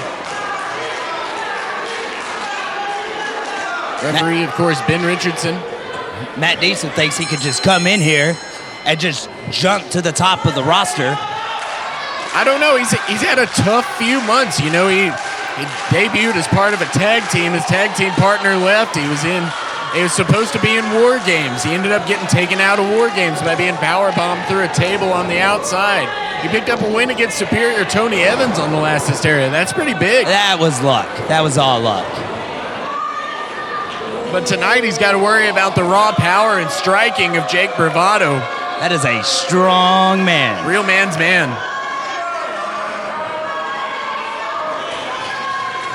Both of these two just so young, just starting out. And I keep harping on the bright futures they have, but at some point you got to worry about the present. Both of these men are, we call them fast rising stars, but they're already stars within the WWA. Look at this, Matt wrestling from Jake Bravado. Beautiful it's gonna technique. Be hard for Matt Diesel to out wrestle him. Oh, but he could do it. Not with that strength. You know what? Are you happy that Matt Diesel is no longer in the tag division? I know you're a little more experienced in the tag division now with Cortland Moore. Honestly, I'm kind of upset. I would have loved it if he was still the tag team champions, because the Trendkillers would, already have the titles around our way. Oh, come on. I don't know about that. Matt Diesel going back to that arm of Jake Bravado, trying to work on that shoulder.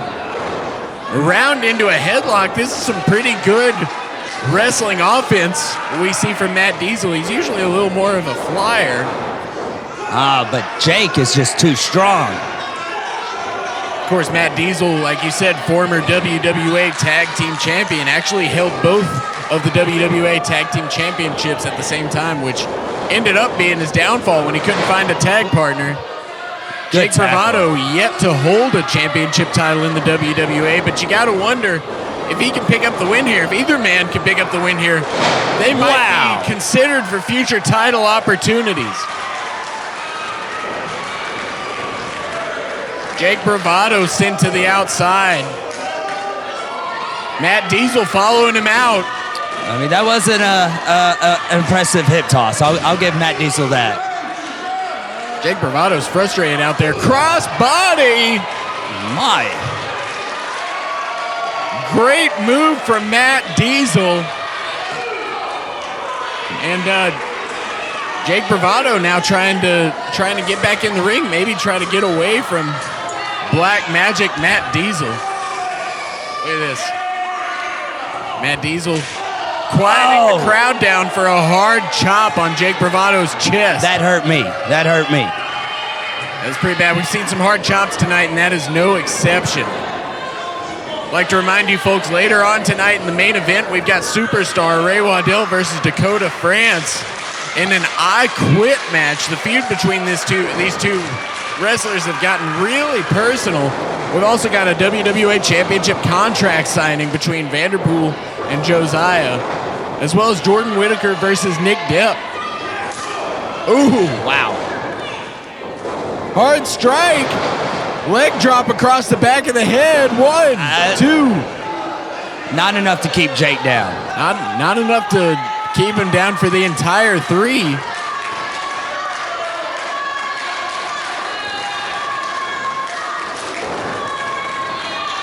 We mentioned we won't talk about you losing the 6-man tag match. I did not lose. Did you see my shoulders getting pinned to the mat? I don't think so. How about that Nick Willis picking up the win for his team?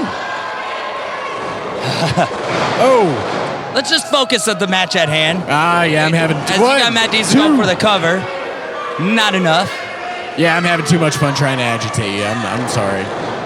Matt Diesel, though, focused on the task at hand against Jake Bravado. And I'm trying to be professional and not smack you upside the head. But no promises. Jake Bravado putting Matt Diesel in the corner.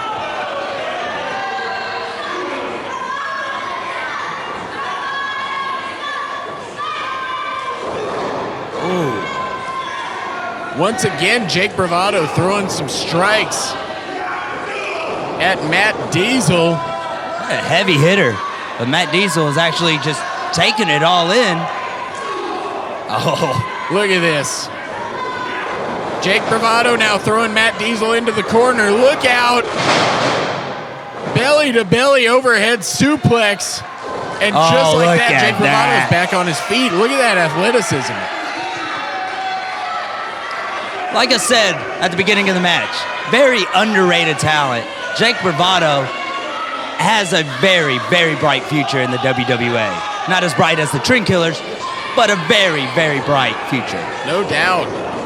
Jake Bravado now throwing strikes at Matt Diesel. Wow. Look at that shining wizard. If he goes for the cover, it's over. A little different than the offense that we usually see Jake Bravado throw. Nonetheless, still pulling some stuff out of his bag of tricks.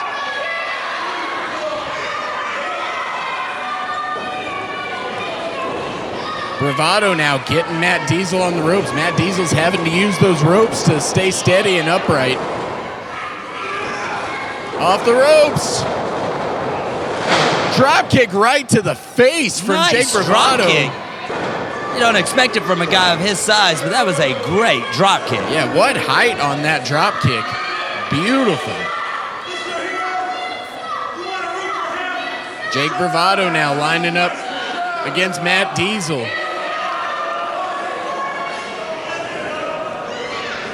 Matt standing up. Again, having to use those ropes to keep upright. And Jake Bravado now is throwing strikes on Matt. Look out. Matt Diesel able to move. Jake tried for a hip toss. Wow. He is just so quick. Look at that agility. In the corner. Wheel kick. Running STO from Matt Diesel. Will that be enough? 1, 2. Oh. Kick out.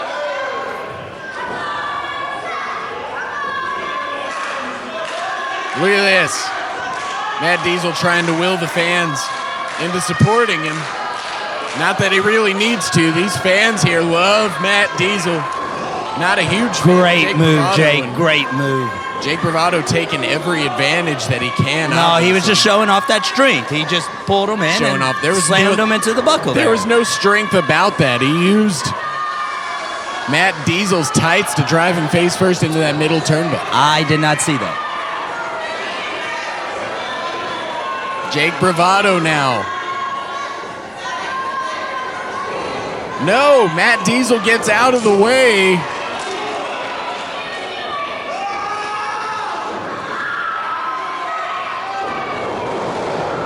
No! Ooh, Uranagi slam. Yeah, look at that. Jake Bravado just slamming Matt Diesel back first onto the ring mat. And once again, Matt Diesel needs to find an opening against Jake Bravado. I talked earlier, I mean, you gotta wonder if a future title opportunity is in either of these men's future, if they could pick up a win here tonight. Quite honestly, you know, by the performance of each man, I would give them each a title shot. But at the same time, where's the Trendkillers tag title shot? Well, you didn't win. Look at this, Matt Diesel rolling through. Able to reverse that suplex off the top rope. Look at this. Oh, wow. Falcon Arrow. 1, 2. Oh. Matt Diesel with the Falcon Arrow. Jake Bravado somehow kicks out of the Falcon Arrow.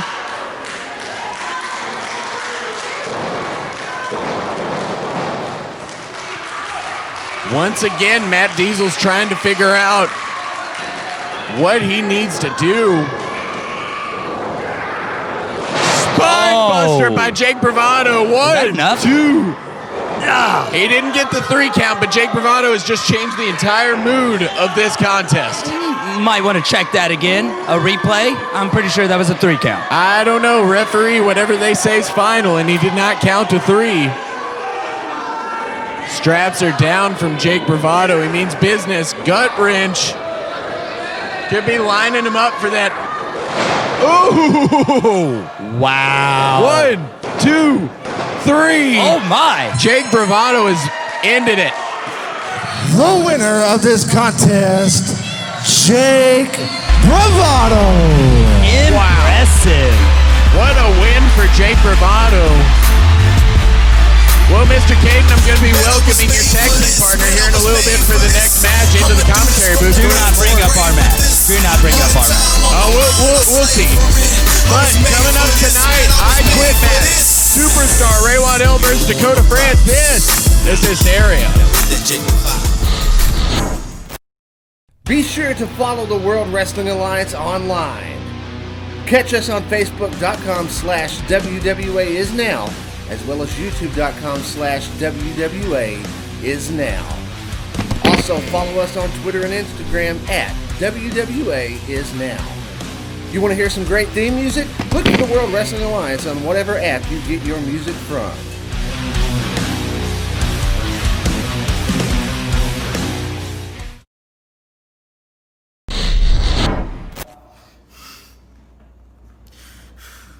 I can't believe this. Look at me. I battled Josiah and I took him to the limit. If he would have just fought me in a straight wrestling match, I'd be the WWA Champion now. I deserve a rematch. I deserve one. I should be the champion. Am I hearing you right? Really? You deserve... Sit down. Don't get ahead of yourself. Sit down! Am I hearing you right? Like you deserve a rematch? Okay. Well, how about this? How about you earn it? Instead of taking the underhanded way and, beating up Josiah's wife, pissing him off enough to where he'll give you a match, why don't you step into the ring with somebody of your own caliber? You tore it up there tonight. You tore it up with Josiah, but you cut it short and you lost. You got to accept that. That's on you. So how about this? Pick up your bootstraps and get your ass to the ring and earn what you want. You're right. All right. Thank you. Yeah.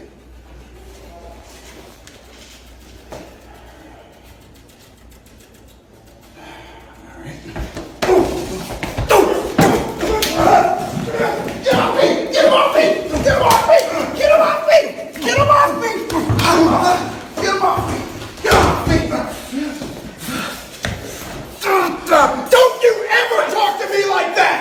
I am the Platinum Standard! Look at me! Look at me in the eyes! I can have him snap your neck right now! You want me to earn it? I'm gonna earn it against you next month! I'm going to defeat you! I challenge you to a match! You accept? Huh? He accepts! Let us go, 747! I'll see you at Danger at the Door!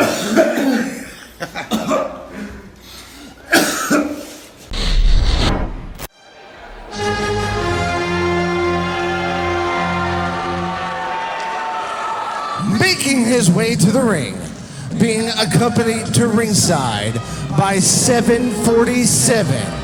He weighs in at 217 pounds. I have been asked to introduce him as the greatest grappler in professional wrestling history. He is the Platinum Standard, Nick Depp. We're back on Hysteria. Got what's sure to be a hard-hitting match coming up. Nick Depp taking on Jordan Whittaker. We saw earlier tonight what led to this match being held, and right now I'm joined in the commentary booth by Cortland Moore. Cortland, how you doing? I'd be doing a lot better if Tyler hadn't lost that match. Oh yeah, well, I was just talking about that with your partner, Michael Caden. Technically, you did lose that match. Let me make one thing perfectly clear to you, and I want you to answer a couple questions for me. Did I get pinned? No. Did Michael Caden get pinned? No. Did the Trendkillers get pinned at all? Nope. Who got pinned? Tyler Hawkins. Tyler lost that match. I guess you have a point, but let the record show that, you're on the losing side. But folks, nobody's going to be on the losing side as far as the audience when it comes to this match. Jordan Whittaker and Nick Depp, two of the stalwarts of the WWA over the years. This is sure to be a hard-hitting contest. Nick Depp barely surviving a barbed wire massacre match against Josiah on the last episode of Hysteria. Jordan Whittaker also having a huge match in a Falls Count Anywhere match, empty arena. Making his way to the ring, weighing in at 204 pounds, Evansville, please welcome Jordan Whittaker! The fans are excited to see Jordan Whittaker. You know, like you said, these are two guys that's been around for quite some time. These are two big bulls that are going to lock horns. And I can tell you right now that Nick Depp is the smarter of the two, because standing on the outside of the ring is the man known as 747, which I would deem his insurance policy. That's right, 747. You don't want to discount him as an X factor when it comes to facing Nick Depp, but we've seen what kind of lows these two will go to. I don't like Jordan Whittaker's chances as far as it not becoming a 2-on-1 contest. Let's be honest though, if anybody, and I hate to even give him credit, but if anybody could take care of themselves 2-on-1, 3-on-1, 4-on-1, it's that man standing in the ring. It's Jordan Whittaker, who's probably by far, pound for pound, the strongest guy in the WWA.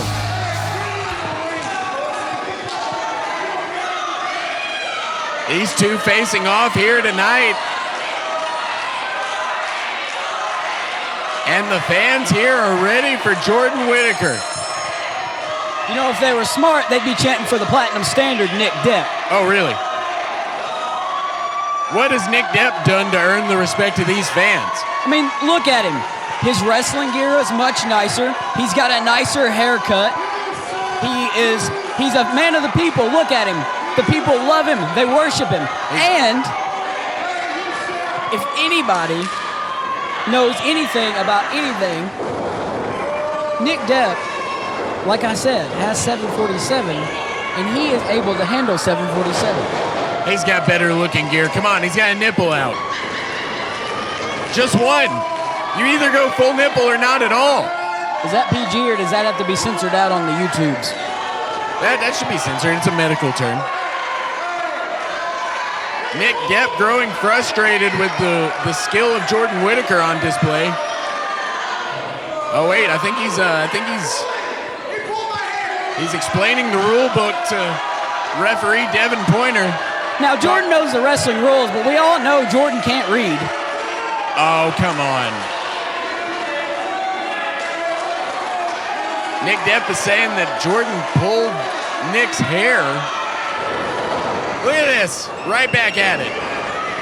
Two bulls locking horns. Jordan Whittaker now desperately trying to get a rope break during this hammerlock. No, Nick Depp keeping him in the center of the ring. I mean, to his credit, wrestling by the rulebook, never mind, he used Jordan Whittaker's hair. That's exactly what he just complained about. Nick Depp is a hypocrite. I didn't see it. I don't think he pulled the hair. It happened right in front of us. Are you kidding me?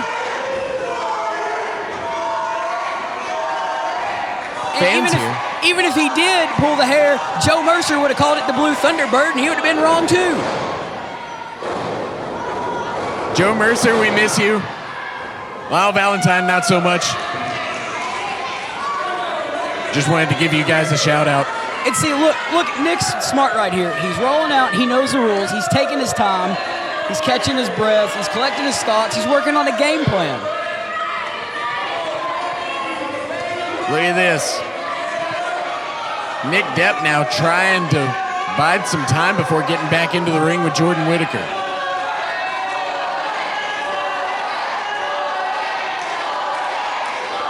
Jordan Whittaker seems pretty confident in this one. As he should be, but I don't think he needs to take his eye off of 747. Oh, see, that's a prime example of why. Jordan Whittaker's still able to fight out of it. Turn the tables on Nick Depp, who was trying that sneak attack after 747's interference. Hard splash in the corner. Hard boot in the corner. And you see right there, Jordan Whittaker ought to be disqualified. He's clearly taking advantage of something that's not in the rule book.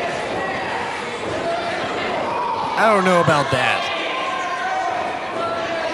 There wasn't any rules he was breaking there. Have you read the book? Have you seen the book Nick has? It's got the rules listed in it. Have you read it? I have the Cliff Notes. Do you know that George Hackenschmidt did the foreword in it? Really? What's that say about that book? Pedigree. Wow, that wasn't in the Cliff Notes. Jordan Whittaker with a hard drop kick to Nick Depp's chest.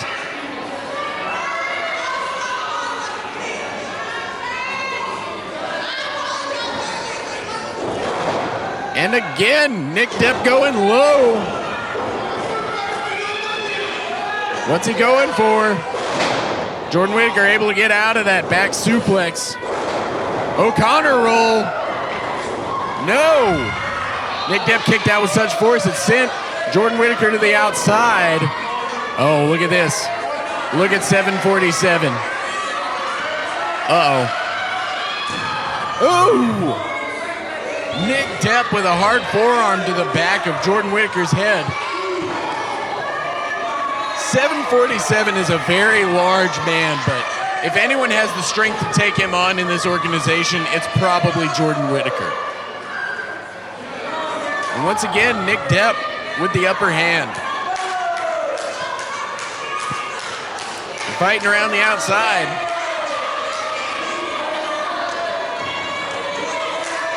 They got to get back in the ring if they want to beat this 10 count and the match not be thrown out. Referee Devin Pointer is counting. Jordan Whittaker thrown back in the ring by Nick Depp. Lifeless body. 1, 2. Kick out by Jordan Whittaker. Now, I just want to say, you know, the ref Devin there, he obviously could count really fast to 8, but he can't count to 3 for Nick Depp. I think it's bias officiating. I think it was a good count. Nick Depp is wondering how he hasn't won the match yet after all of that on the outside. And now he's putting a chin lock on Jordan Whittaker. That's right, he's going to cut off the circulation to the brain, and then you know what it is from there? It's boop, boop, see you later, dum-dum. Look at this. Nick Depp back to his feet. Jordan Whittaker struggling. Jordan Whittaker goes low. More strikes between the two. Nick made the mistake there. He slowed down just a little bit. And if I can tell you from firsthand experience, you slow down and you turn your back on Jordan Whittaker, all it takes is one spear for the match to be over. Jordan Whittaker hung out to dry on that top rope. And he's being pulled through the middle rope by Nick Depp. Oh, once again, hung out to dry on that rope. Nick Depp is wrestling a very methodical, if underhanded pace. 1, 2, kick out by Jordan Whittaker. You know, as much as I loathe 747 and him being out there right now, he's only interfered once, which sounds pretty weird, just being like, oh yeah, you know, he interfered, but it's only been once. But no, I expected a lot more. I don't think he interfered. I think Jordan tried to kick at him. Oh, Jordan's trying to play hero in front of everybody. Are you trying kidding to get me? 747 involved, trying to take the cheap way out. You got to be kidding me. There's no way that you honestly see that. Ooh, look at this. Nick Depp's got him in that surfboard stretch, and he's kicking the back of Jordan Whittaker's head, adding some injury to it. The crowd trying to will Jordan Whittaker back into this.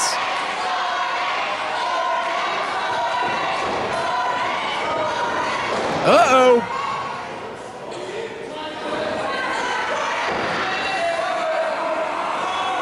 Gory submission from Nick Depp. Trying to work over, I guess, every body part, but especially that back of Jordan Whittaker. But Jordan's out of it. Into the corner. Look at that. Nick Depp finally tried something fancy, and Jordan Whittaker was just like, no. 1, 2. He said to Nick Depp, hey, quit messing around.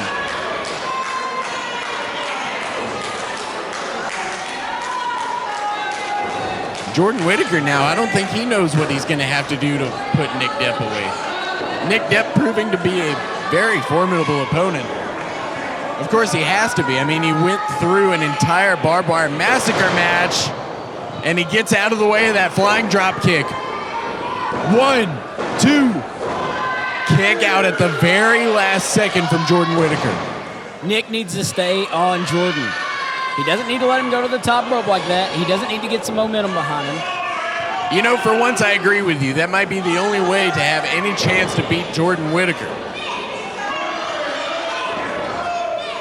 And that might be what he's doing right now. He's been working on that back and midsection of Jordan Whittaker throughout this match, and now he's applied a clutch to Jordan Whittaker. Jordan Whittaker could be out, guys. He could pass out from pain. You know, Kahaji Khan once tapped Jordan Whittaker out with the camel clutch. And, you know, by the way, if you find him, there is a reward for him. I don't know where he's at. Wow, Kahaji Obviously, Khan. Nick Depp knows because he's been working on his moves with him. That's a deep cut. Nick Depp sent back first into the turnbuckle by Jordan Whittaker.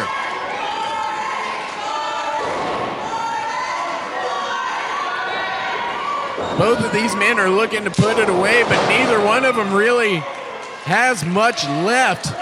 Both of these men have had so much taken out of them. Look at this. Oh, Jordan Whittaker tries for a moonsault off the middle rope. Nick Depp able to counter it. Now he's got that triangle choke. This could be it for Jordan Whittaker. We don't often see Jordan Whittaker tap out. I mean, I can't even think of a time, but he could pass out here. That's an option that could happen. And I can't tell from my vantage point if he's got it locked all the way in. He may need to tighten those legs up just a little bit. Well, there's been so much taken out of both of these men. Can Nick Depp even tighten up that triangle choke further than it is? Rope break from Jordan Whittaker, so I guess we won't find out.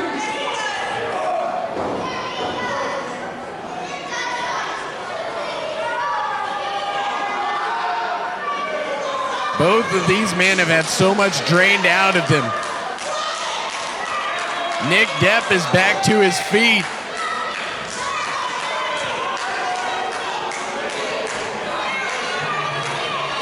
Is Nick Depp going to the top rope?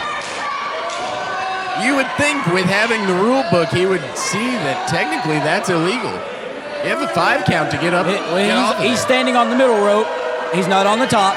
If this was WCW, they would have thrown out the match by now. Look at this.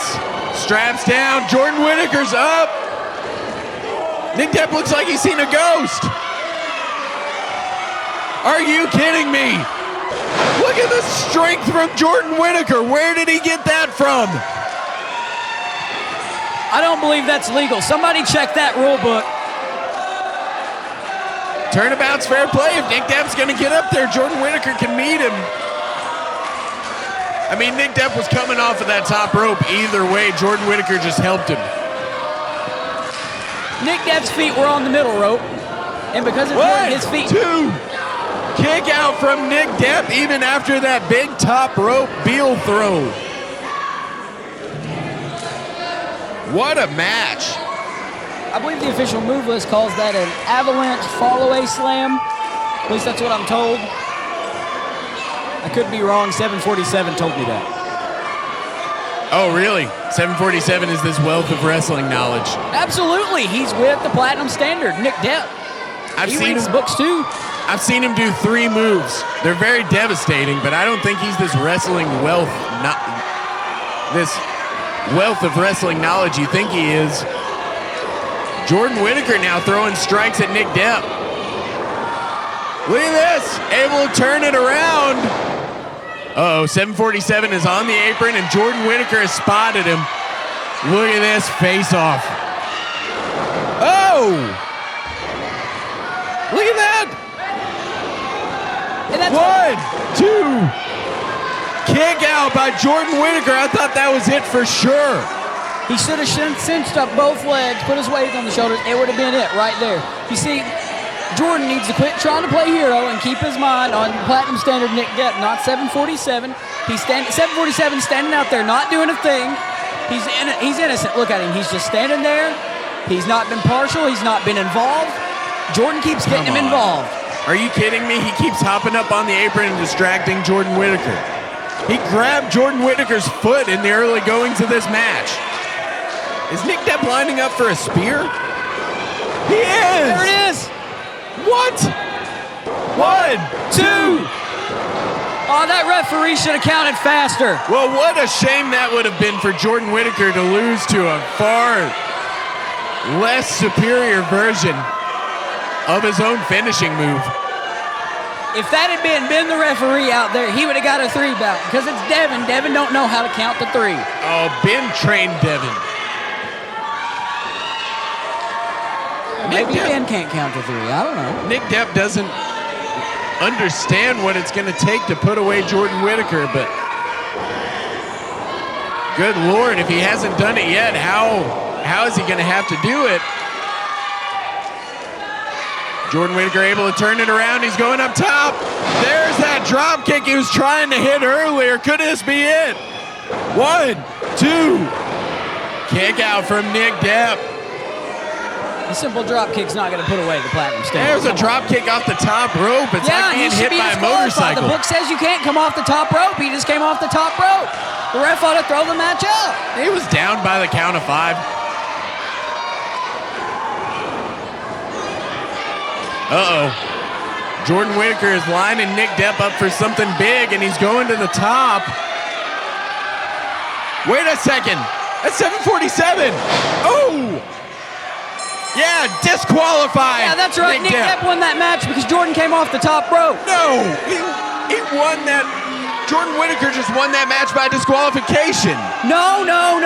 The book says, George Hackenschmidt wrote it, that if the opponent comes off the top rope, they lose. Jordan came off the top rope, he loses. I'm telling you, that's what the rule book says. 747 just splashed all of that weight on Jordan Whittaker, who's already had his midsection just destroyed throughout this match. How can you cheer for this? Well, Jordan had it coming. You know, he's been trying to get 747 involved in this match the whole time. He did it Come on! He did it to himself.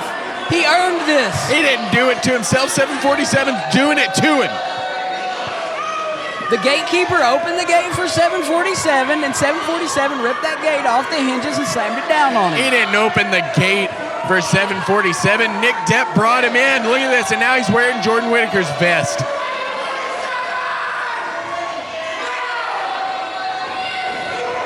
Another splash! Come on, let's get some help for Jordan Whittaker out there. Come on!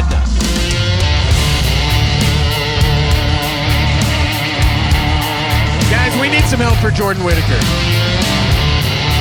Corlin Moore, you get out of here. Well, you know, before I get out of here, if anybody in the back is listening, please someone go check on 747.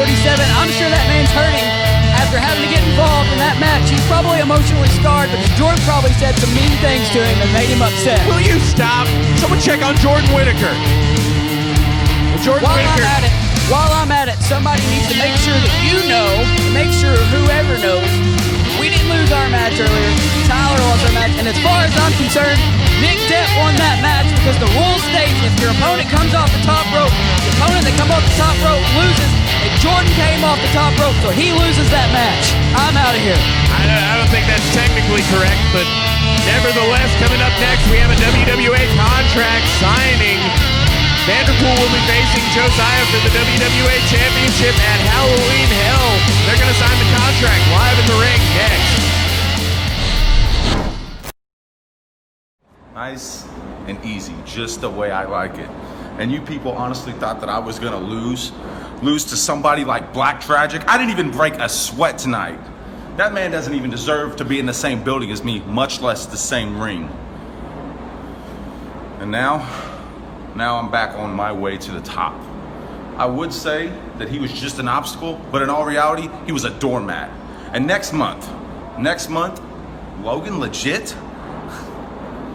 I'm gonna teach that sassy little brat a lesson.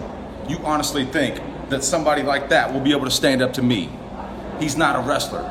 He's just a mouthpiece. He's a glorified little yapper who's not even gonna contest to what I can do. So next month at Halloween Hell, it's gonna be a long night for Logan Legit. And I'm gonna walk out as the #1 contender, and it's just one more match until you call me your WWA National Champion, because nobody beats Bravado. Got it memorized? Tonight, I upset everyone when I defeated CCW. He didn't think I could beat him, but I did, and I couldn't have done it without the fans on my side. And now, I have the opportunity to move forward and become #1 contender for the National Championship. But first, I gotta beat a man named Jake Bravado. And I'm gonna say this, don't take me lightly, because if you haven't noticed, I've been on a little bit of a winning streak. So Jake, at Halloween Hell, bring it. But first, shave your back. I know these words have been said in professional wrestling. And that's when you had the answers, I changed the questions, and I constantly change the questions. When Stonewall thinks he's got it figured out, and come October 31st when he gets his first and final time at this national championship. Did you see that, Mr. Knight? I threw on a ref shirt, I threw on some black pants, and these fans were dumb enough to think I was a referee. They had no idea that it was me, Zachary Westinghouse, the premier manager of professional wrestling today, and I have decided to come here to Evansville, Indiana, and team up with Alexander Knight and this man right here, the unstoppable force, Tank Watkins. And when you put Zachary Westinghouse and my looks and my brains, and you match that up with Tank Watkins' unmatched strength and Alexander Knight's willingness to do whatever it takes to win, well, quite frankly, I feel sorry for anyone who tries to stand in our way. And this right here is a sneak peek of the new, the better than ever Knight Enterprises. Danger at the door, Alexander Knight and his goons screwed me again. You know, the first time you had Tank Watkins wasn't ready for it. This time I thought I was ready. I had Tony Evans right where I wanted him, splashed him in the middle of that ring. What happens? You bring your goon referee, your new manager for Knight Enterprises, and screw me again. I didn't become the longest reigning national champion with having goons by my side. I didn't become the fastest rising WWA champion with goons by my side. At Halloween Hell, on Halloween Day itself, Alexander Knight, bring them all, bring Knight Enterprises, because I'll beat you, get my title back on my own.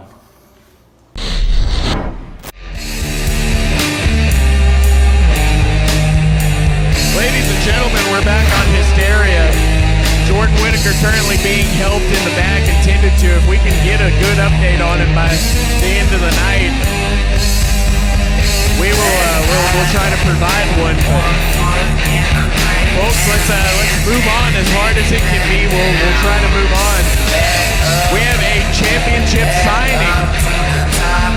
Contract signing for the next episode of Hysteria between Vanderpool and Josiah for the WWA Championship, and it looks like CCW is going to be presiding over the contract signing. He does own the company, so I guess it makes sense, but I don't like the way this is looking for Josiah. I mean, CCW in there presiding over the WWA Championship contract signing. Of course, Vanderpool's all buddy-buddy with Ladies and CCW. gentlemen, my name is Chris Waddell, and at this point in time, I am pissed off.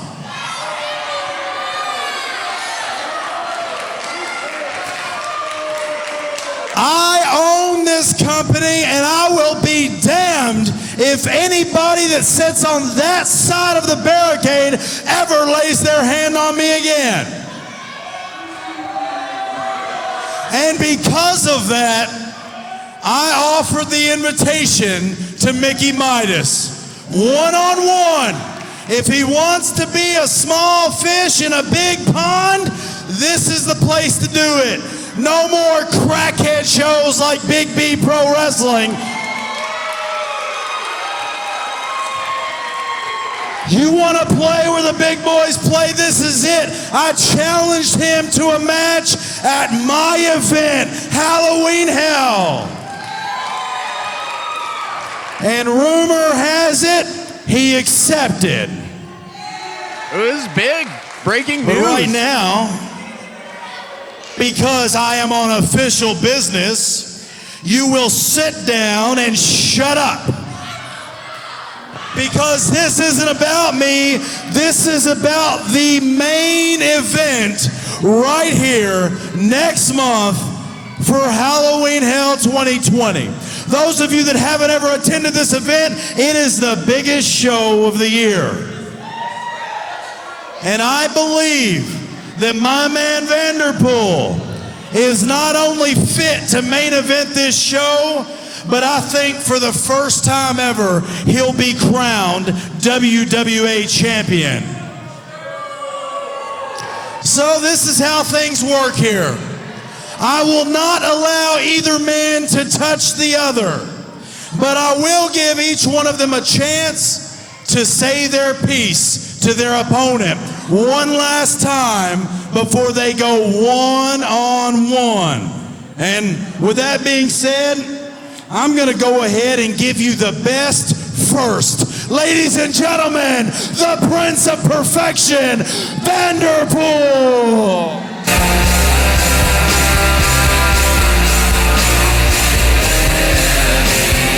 Well, here comes Vanderpool. I guess he's getting the WWA Championship opportunity against Josiah after blindsiding Josiah after the Barbed Wire Massacre WWA Championship match against Depp on the last episode of Hysteria. Obviously orchestrated by CCW as far as getting this championship title shot goes. Listen, that was one of the most lackluster reactions for what's practically a god standing in the ring in front of you.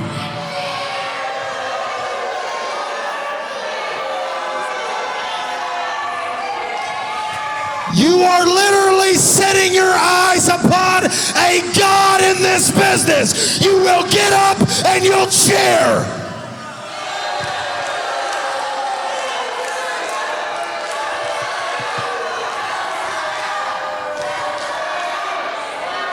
Devin, you idiot, get in here. Josh, get in here. You will help me make sure nothing happens. We know who plays by the rules, and we know who doesn't. And with that said, Josiah, come on down.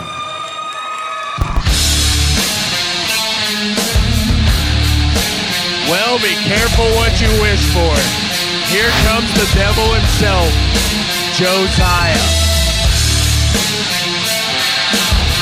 Folks, this one isn't going to be pretty. I'm sure Josiah didn't very much appreciate being attacked from behind after going through a brutal barbed wire massacre match. And he definitely doesn't appreciate what's going on between the Royal Three and him. Josiah's always been a no-nonsense kind of guy.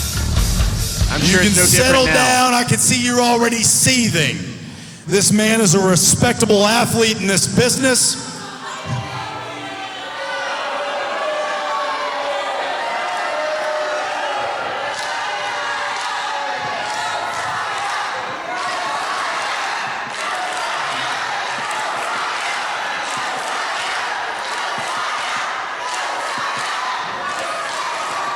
Things have really changed since we've been in the ring together. I said this man is a respectable man in this business.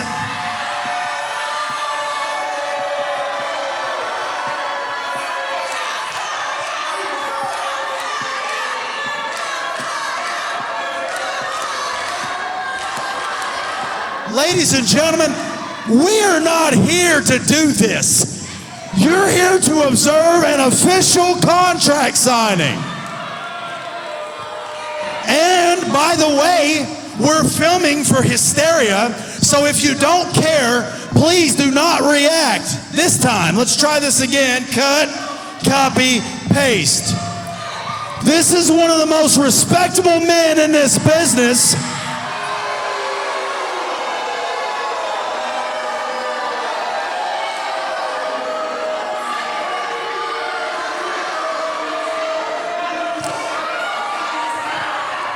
Last month, he made sure that he come out where you could see him. He made sure that, you could see the attack coming. We know that it was all fair and done well, and I was very supportive of it. But here's what I know. I know that at Halloween Hell, on Halloween night for the first time ever, right here at the Coliseum, we're going to turn this place into a darkened, evil ballroom. And the two of you are headlining that event for the most prestigious prize in this industry. And I promise you this, you are lucky that the coronavirus made your championship reign what it is. Because you would have had defense after defense in Central City, Livermore, Paducah, Owensboro, Seabury, Providence, anywhere we wanted to go. But you know what? You've only had to defend it, what? A handful of times? Maybe I figured out, maybe the coronavirus was all part of your plan. Maybe your wife opened her legs.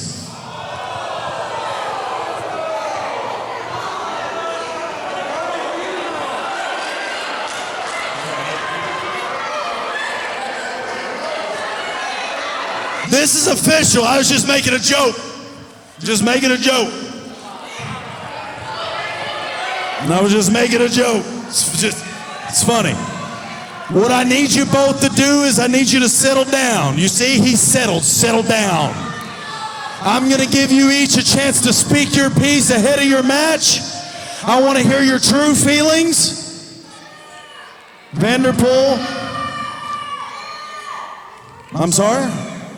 You want him to start? All right. The floor is yours, sir.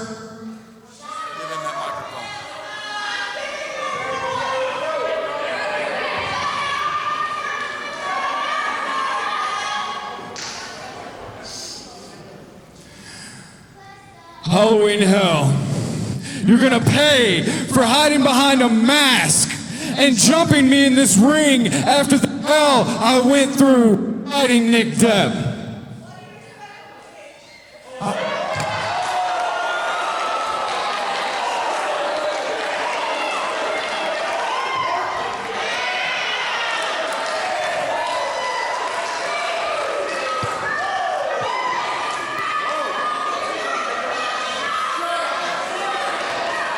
You see, there's one person in this ring that knows more about me than anyone else in the back.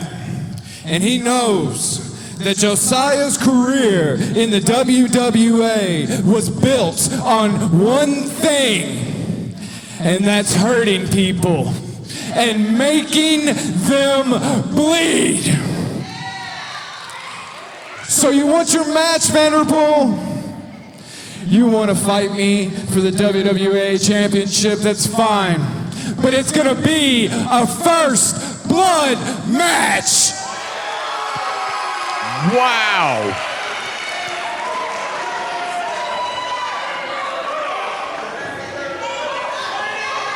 Or are you gonna keep hiding behind your big bitch?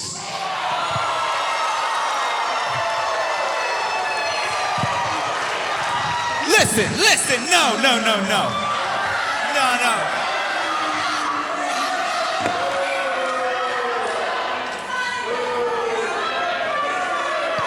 Now, hold on. I haven't agreed to your terms. Listen. You think you're such hot crap in this town? Listen, you think that you're something, all right? You think that you come around and you make people feel pain and you make them bleed? That's interesting, that's lovely, that's cute and quaint. But I don't care. You underestimate me. I am not at all who I was the last time we stood toe-to-toe. It was here even we stood toe-to-toe. I am not at all who you think I am. And I'm willing to prove it. I'm willing to bring it, because I ain't no bitch. So you're on for your first blood match, because you, all of you, have never seen the power and strength that I have obtained. And speaking of strength, I have one more strength. Strength in numbers.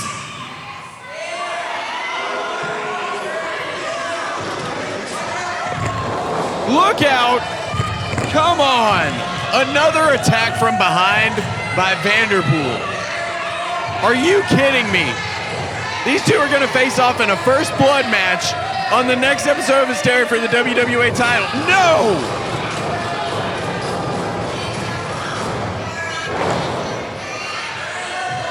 Oh my God.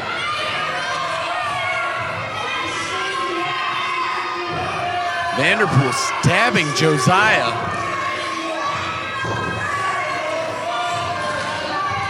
Good Lord. Again, come on, the first blood match isn't until the next show.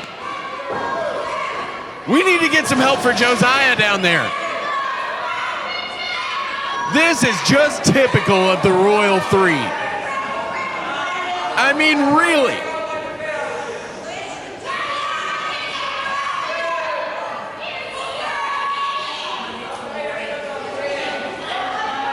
Vanderpool has signed this contract for a WWA Championship match with Josiah's blood. See you at Halloween Hell.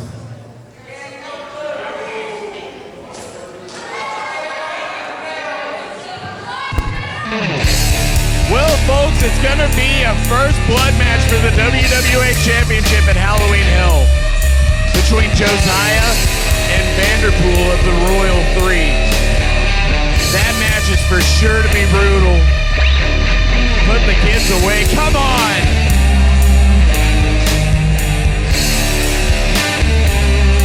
Look at this.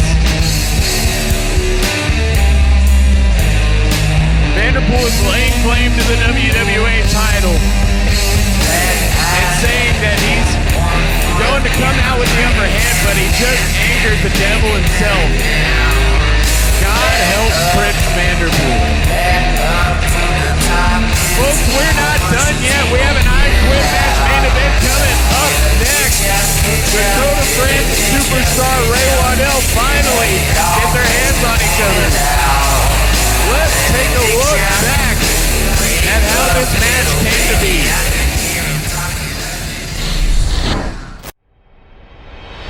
Evansville, the following contest at WWA To The Extreme is a ladder match for the WWA Tag Team Championship. Dakota France trying to take out Ray Waddell. Ooh! This is hard to watch. This is really hard to watch.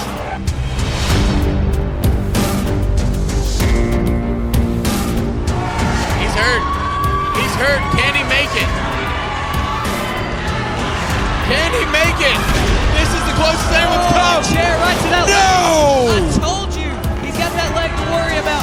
Dakota France, the Duke with the steel chair. Look at this. Dakota France waltzing up top. And he's got the WWA Tag Team Championships.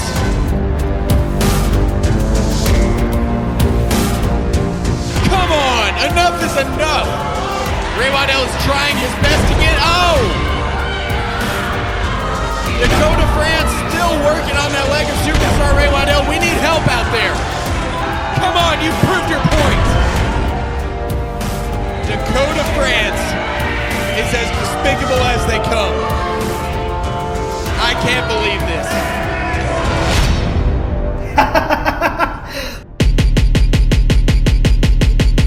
I'm still the champion, Ray, and what are you?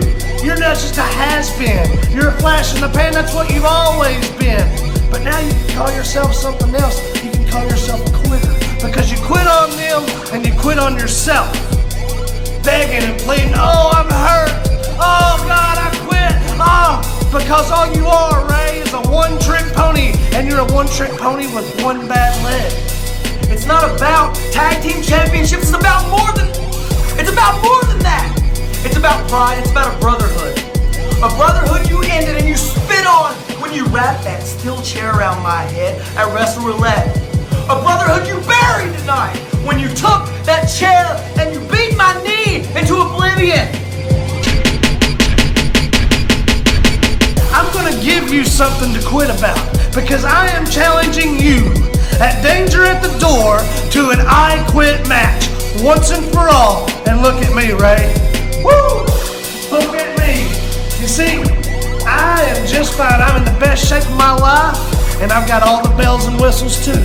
You challenge me to an I Quit match. You challenge right up to an I Quit match. The only thing I ever quit was dead-end jobs and carrying your ass in the system. You needed me. I didn't need you, and I'll prove it. Right now, I was carried from the ring. I'm gonna get carried to my car tonight, and if I was a betting man, I could bet anything I got the next month, September 26th, I won't be 100%. My knee won't be healed. And I'm not gonna back down from you. I'm not gonna quit. I'm gonna show up and I'm gonna fight. Because at Danger at the Door, I'm the one who knocks. At Danger at the Door, I'm the one who wins. At Danger at the Door, you're the one who quits. We're not gonna be duking it out, Ray, because it's gonna be a stroll in the park. And once and for all, I'm gonna demote the boss.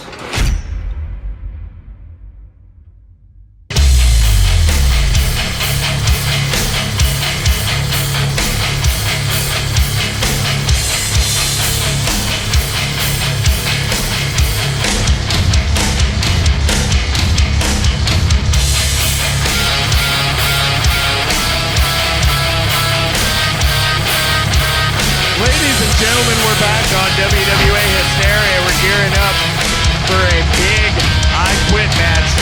You just saw how this came to be between superstar Ray Waddell and Dakota France. These two have been at each other's throats so far. And they're looking to settle it tonight. The winner is the first person to make his opponent say, I quit. Dakota France and Ray Waddell. This is what it's all been building up to. And I'm now joined in the booth by Alexander Knight.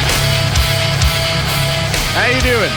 You know what? It's a pleasure to be here watching the main event after I already beat Josiah, see him get beat again earlier tonight, and now I get to see Dakota France beat the crap out of Ray Waddell.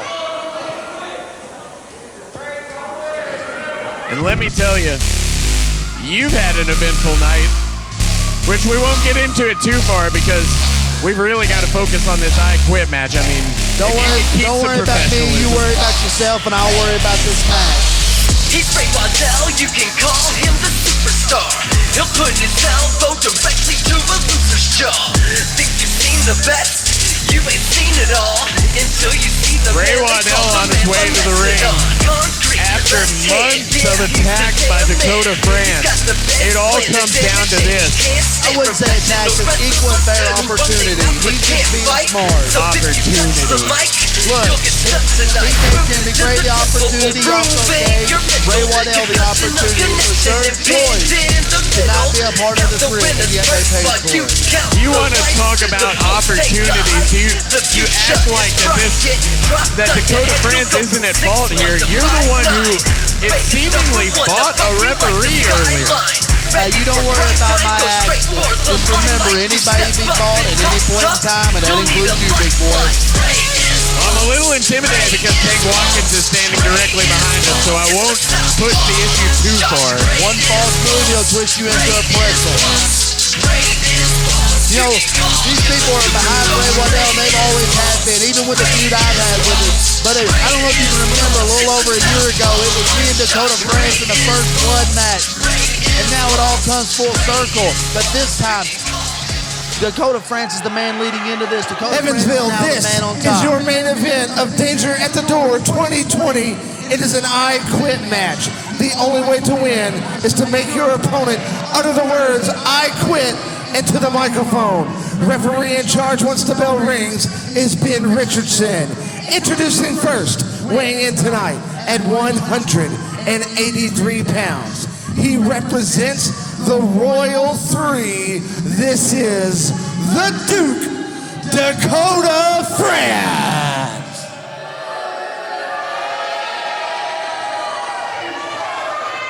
His opponent weighed in earlier tonight at 251 pounds. He is the Man Bun Mastodon, the the Southpaw Hotshot, Superstar Ray Waddell. Oh, Ray Waddell is ready to get this started. Referees. He better watch what he asked for. You know, he's the only man I know that has so many stupid nicknames. You ever realize that? I think his nicknames are kind of cool. Yeah, because you're a jabroni just like he is. Well, I can't argue with that, I guess. But now I have a cool new nickname, Jabroni. Yeah, you're the only person who still thinks it's cool. Yeah, let's hear it from Dakota France. Go ahead, ask Ray Waddell to quit. I'm going to give you one last shot. Hell, you don't even have to lay down. All you got to do is say the words, "I quit" right now, and we can leave. See, he's giving him the opportunity. See, I told you. Come on, Evansville. Ray will quit. Ray will quit. Look, even the people are chanting, they will quit. He will quit. No, they're saying Ray won't quit. I don't think that's how Dakota France wanted that to go. I don't know what you're talking about. I heard he will quit. Oh, there's what Ray Waddell thinks of that. You know, Ray Waddell has been friends. He's also been enemies with Dakota France. And there's, you know, when they were running together and they were tagging together, one of the best top tag teams, you know, they always say all good things must come to an end because Dakota called it, said it was over, and he's ready to go on and be the man of the hour. And that's why he's putting Ray Waddell in his place. I don't know about that. It looks like Dakota France is trying to head for the hills now that Ray Waddell's ready to get this started. No. He's just buying his time. Look, you see Ray Waddell? Look, he's faking like his leg ain't hurt. You watched the same show I did where he took his leg, wrapped it around that ladder? Okay, I don't know about that. I mean, I am surprised that Ray Waddell's leg is seemingly healed up, but... Seemingly healed up. That's correct, seemingly, because you know it's not. Dakota France with the chair can take out anyone. Dakota France has been using that chair a lot, too. I mean, he hit Ray Waddell at Wrestle Roulette over the head with it earlier this year. He hit Ray Waddell again with it and cost Ray Waddell the national title against Stonewall. Correct me if I'm wrong, but I know I'm not wrong. The first time he hit him with the chair with it is when he offered him the spot in the 3, and he turned it down. Right, as any sane man would. No, if you're offered that position, you take that position. You know, Ray Waddell right now is in the position of being in control. Oh! And he's taking advantage of it. Why couldn't he take advantage of it when Dakota offered him the first time? Well, we saw that chair come into play once again last month on WWA Hysteria, and Dakota France backing out as quickly as he can. Probably because he doesn't want Ray Waddell to get revenge for that huge beating that Dakota France laid on Ray after a ladder match. It wasn't even a match going on. Dakota just assaulted him with that steel chair. You know, that was just a mercy killing. That was just a mercy killing. See the unprofessionalism of Ray Waddell? Oh, backdrop. Dakota France getting some height nearly into the rafters of the historic Evansville Coliseum. That's it. That's it. This is 2-1-1 because it's all of you and him versus me. So I'm done and I'm leaving. Bye. I'm not quitting. Let's not forget Dakota France used that steel chair earlier to assault Jeremy Gray before his match, and I guess he's leaving now. He's packing that steel chair and going home. These people don't deserve to see Dakota France or the Royal 3. Oh, I don't know about that. They're paying ticket holders. Oh! Jeremy Gray is back. Oh! See, it's a handicap match. That's not fair.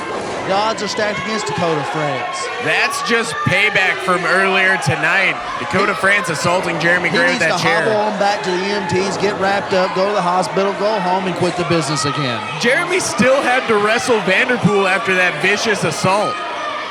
Yeah, if you call it wrestling. It looked like Dakota France was going to ask for forgiveness, and he tried to deceive Ray, and Ray didn't fall for it. Dakota France now dropped on those shoulders. You know, I've wrestled Dakota France. He's very resilient. Just give him time. He'll be back on top. He'll be in control of this match. Oh, I don't know about that. Look at that.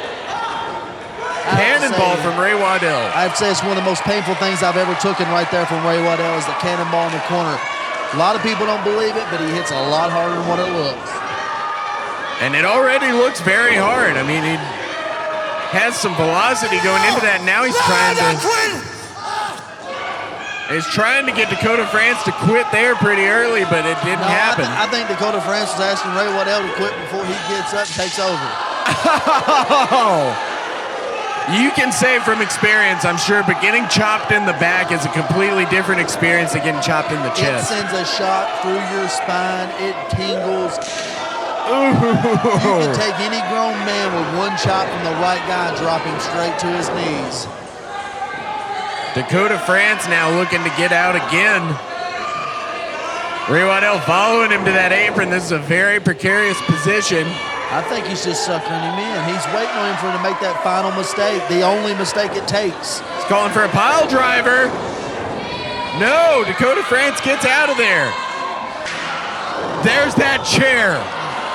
There's that chair, and there is that leg that Dakota France was trying to soften up. I told you all along he was hurt. It didn't even take the chair. That's just an excuse. You knew better, just like I did. I mean, even on a good leg, listen, a chair shot's going to be pretty impactful. He tripped on the chair. Oh, you've seen as well. I didn't see that. Dakota France hit him with that chair. Now he's ramming Ray's head into that ring post. And what's he going to try to do now? You know what he's doing? He's going to take care of that knee once and for all. Listen, if he does this the right way, he'll retire Ray Waddell. He'll end up on top. He'll be the king of the mountain, and then he'll have to deal with me.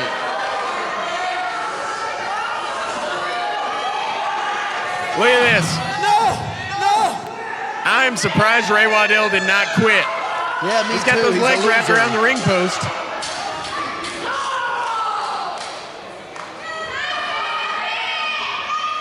And again, Ray Waddell just being taken advantage of on the outside. Taking advantage. This is just a mercy killing. Go ahead and pull the trigger, call it done, go on home. I don't know about that. Ray's got a lot of fight left in him. He's one of the biggest wrestlers when it comes to being able to pull from down deep and fight back. You're talking about the man that has the experience with him and know exactly what you're talking about. It wouldn't very long ago, right here, Halloween Hell, almost a year ago, me and Ray Waddell took each other to the limits in a barbed wire match. No! Oh, I watched those wars between you two. I witnessed those. Those were some brutal outings, and I saw the persistence on Superstar Ray Waddell at that point, but also Dakota France is very vicious, especially here as of late. Is it persistence or is it ignorance? Sometimes I question that myself. Oh, look at this. Look, he's got the sharpshooter in. Oh, no, that's the figure four. Inverted figure four from Dakota France. Yeah, he's really trying to work on those legs. Will Ray Waddell give up? Come on, Rez, ask him. He's done. Look, I even seen him tap. Is he going to quit? What kind of ref is in there? I've seen his arm. Look, he's tapping right now. He's not tapping. He's smacking the ring to try to get. Calling it? That was a blatant That tap. is not a tap out. And Dakota France realizes he's going to have to do a lot more. Oh, he's still working on that leg of the Superstar. Just pick it apart. That's how you could tell a veteran away from anybody else. You take a body part, you pick it apart. Look at Dakota France mocking Ray Waddell. Oh, and another strike to the leg taking down the Superstar. You know, I don't see a real long match here. I think the future's coming clearer and clearer every few seconds that it's going to be over in just a few minutes. Wait a sec. Ray Waddell will surprise you, though. Look at that hip toss in Dakota France right out of the ring. He's got to nurse that leg if he wants to get back into this thing. You know, it's all like all patients on their deathbed. They always get a little better before it gets a lot worse. What a bad comparison. No, it's the perfect comparison. Ray Waddell's putting up that last little bit of fight right before Dakota France pulls the trigger, and right here it is. Roll him over. He's got the leg. He's going for the sharpshooter. What? Right here it is. He's going to tap out. He's going to give up. It's the end of the match. You can see it right now. Dakota France's name in lights. What technique from Dakota France. It almost looked like he was going for a pinfall, but obviously the only way to win is to make your opponent quit, and Ray Waddell clearly isn't giving up yet. Oh, it's just a matter of time. Go ahead, give up, give in, because you know what's coming. Ray Waddell able to use the apron to pull himself to the outside, try to gain some leverage by using the ring. See, he's cheating. How many times did Dakota France cheat? He grabbed all the He was a hold of the ring apron. Cheating. Well, anything goes in these I Quit matches. I don't know about it. Jeremy Gray interfered. This match was rigged against him from the beginning. Turnabout is fair play. That's all I'll say when it comes to Jeremy Gray. Double axe handle to the leg. Ray Waddell screams out in pain. This is getting hard to watch. You know, you might see a knee surgery in his future.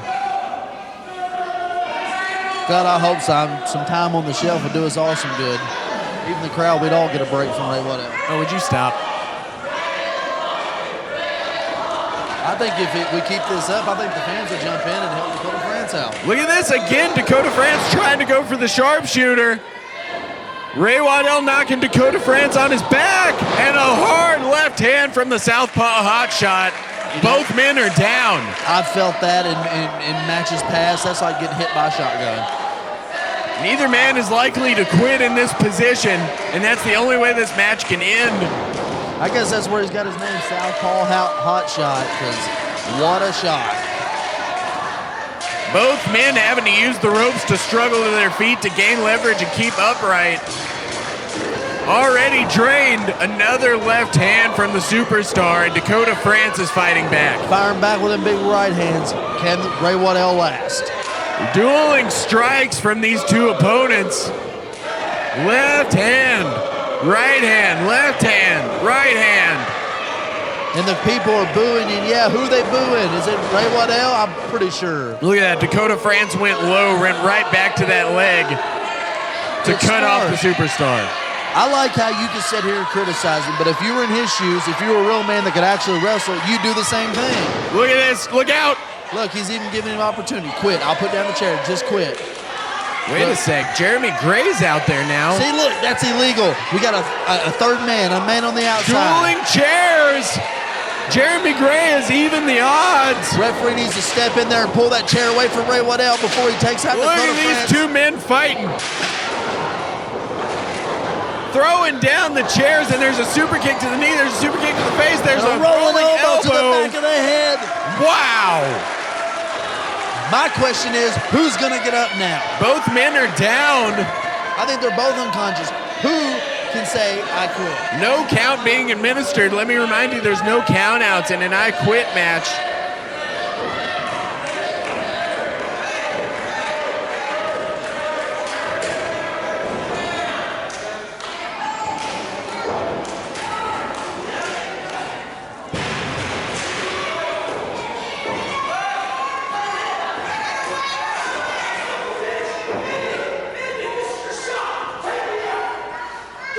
Come on, tear his head off. Pull the trigger. You know what to do. When the opportunity presents itself, you take it.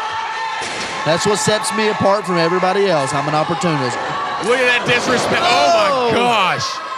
If pinfalls were legal, this would be over. Dakota France spit in Ray Waddell's face and just super kicked the hell out of him. Come on, rep, just ask him.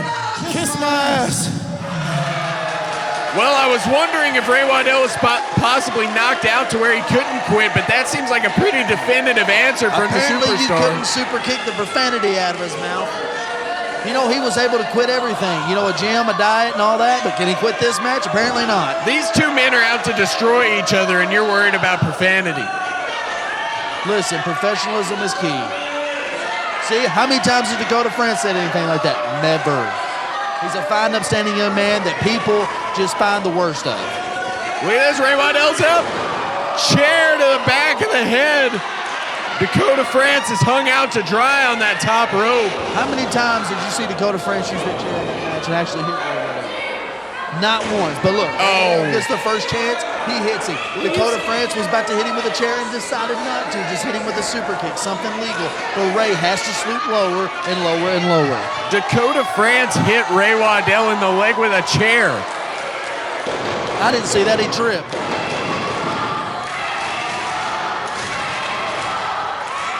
Look, what's he bringing in here? More weapons? This is an I Quit match. Yeah, it's an I Quit match. You do whatever you can to make your opponent quit.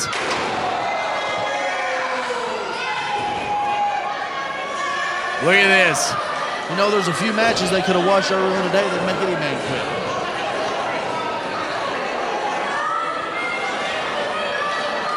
Ray Waddell setting up some sort of contraption with Dakota France. Dakota France perched high atop the ring. No, this brings back memories of Halloween Hell, the Canadian Destroyer off the top through the barbed wire table. But what can Ray Waddell have planned here? Look at this. What's he lining up for? This could be bad news for Dakota France. Oh! Some pile driver off the top. There's no way. The referee's got to ask Dakota France now if he's even conscious to answer. Hell no! Believe it or not, I have to agree with these people when you say this is awesome. The resilience of Ray Waddell and Dakota France fighting it out right here in the main event of Danger at the Door. This right here is awesome. How did Dakota France refuse to quit on that one? Never mind that. How is he conscious after being dropped on his head?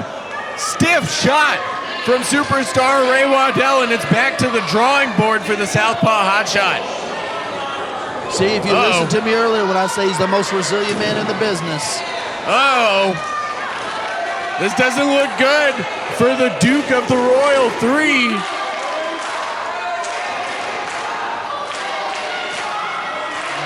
Are they chanting Ray is boss, or are they chanting Ray will quit? They're chanting Ray is boss. Oh! That door right across the head of Ray Waddell. And again, Dakota France.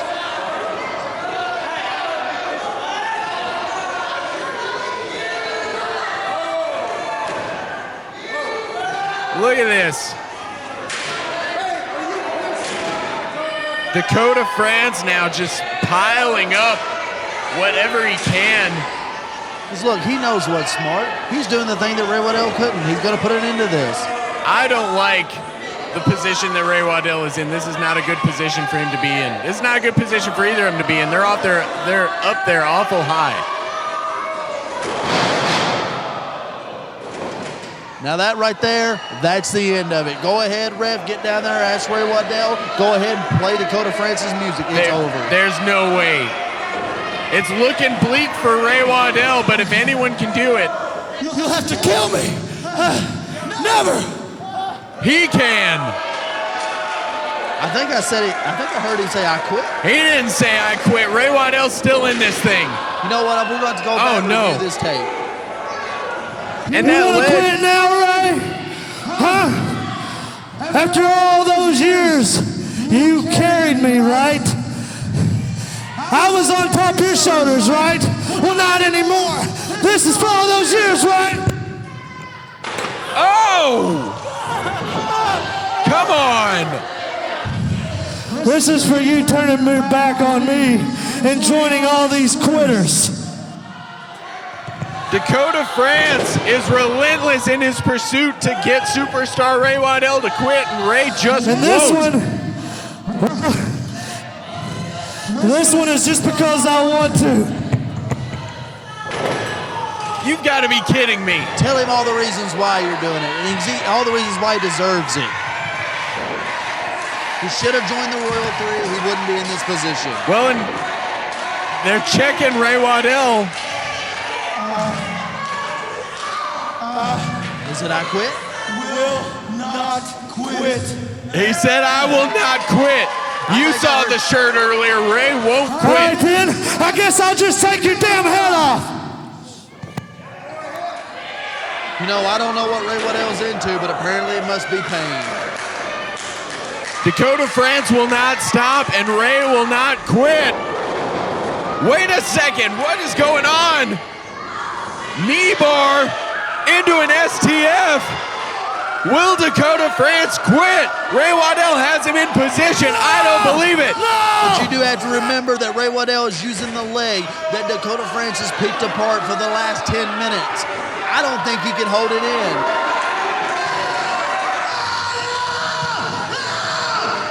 And the chair's being used. Still, Dakota France won't quit.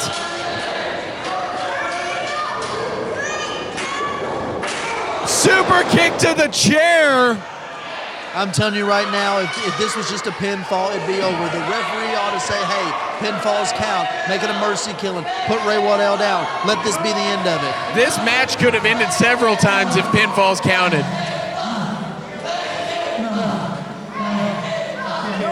But neither of these men will quit. Even Ray Waddell there was struggling to get the words out, but I don't think he's wanting to quit yet. Just one more time, kick his head on, and let's go home. Come on. Ray Waddell is still in this thing. I still believe. Dakota France relentless in his pursuit to get superstar Ray Waddell to quit, and it's just not happening.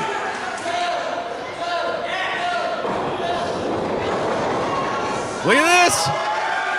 Ray Waddell able to block. Hard strike to Dakota France to try to turn it around, but he's woozy. Backdrop, no. Here he comes through with a sharpshooter. Yeah, the sharpshooter again. After working that knee for the last several minutes, this has to be it. Go ahead and ask Ray Waddell. It is over. Come on, Ray. Come on, Ray. Nothing. Give it up.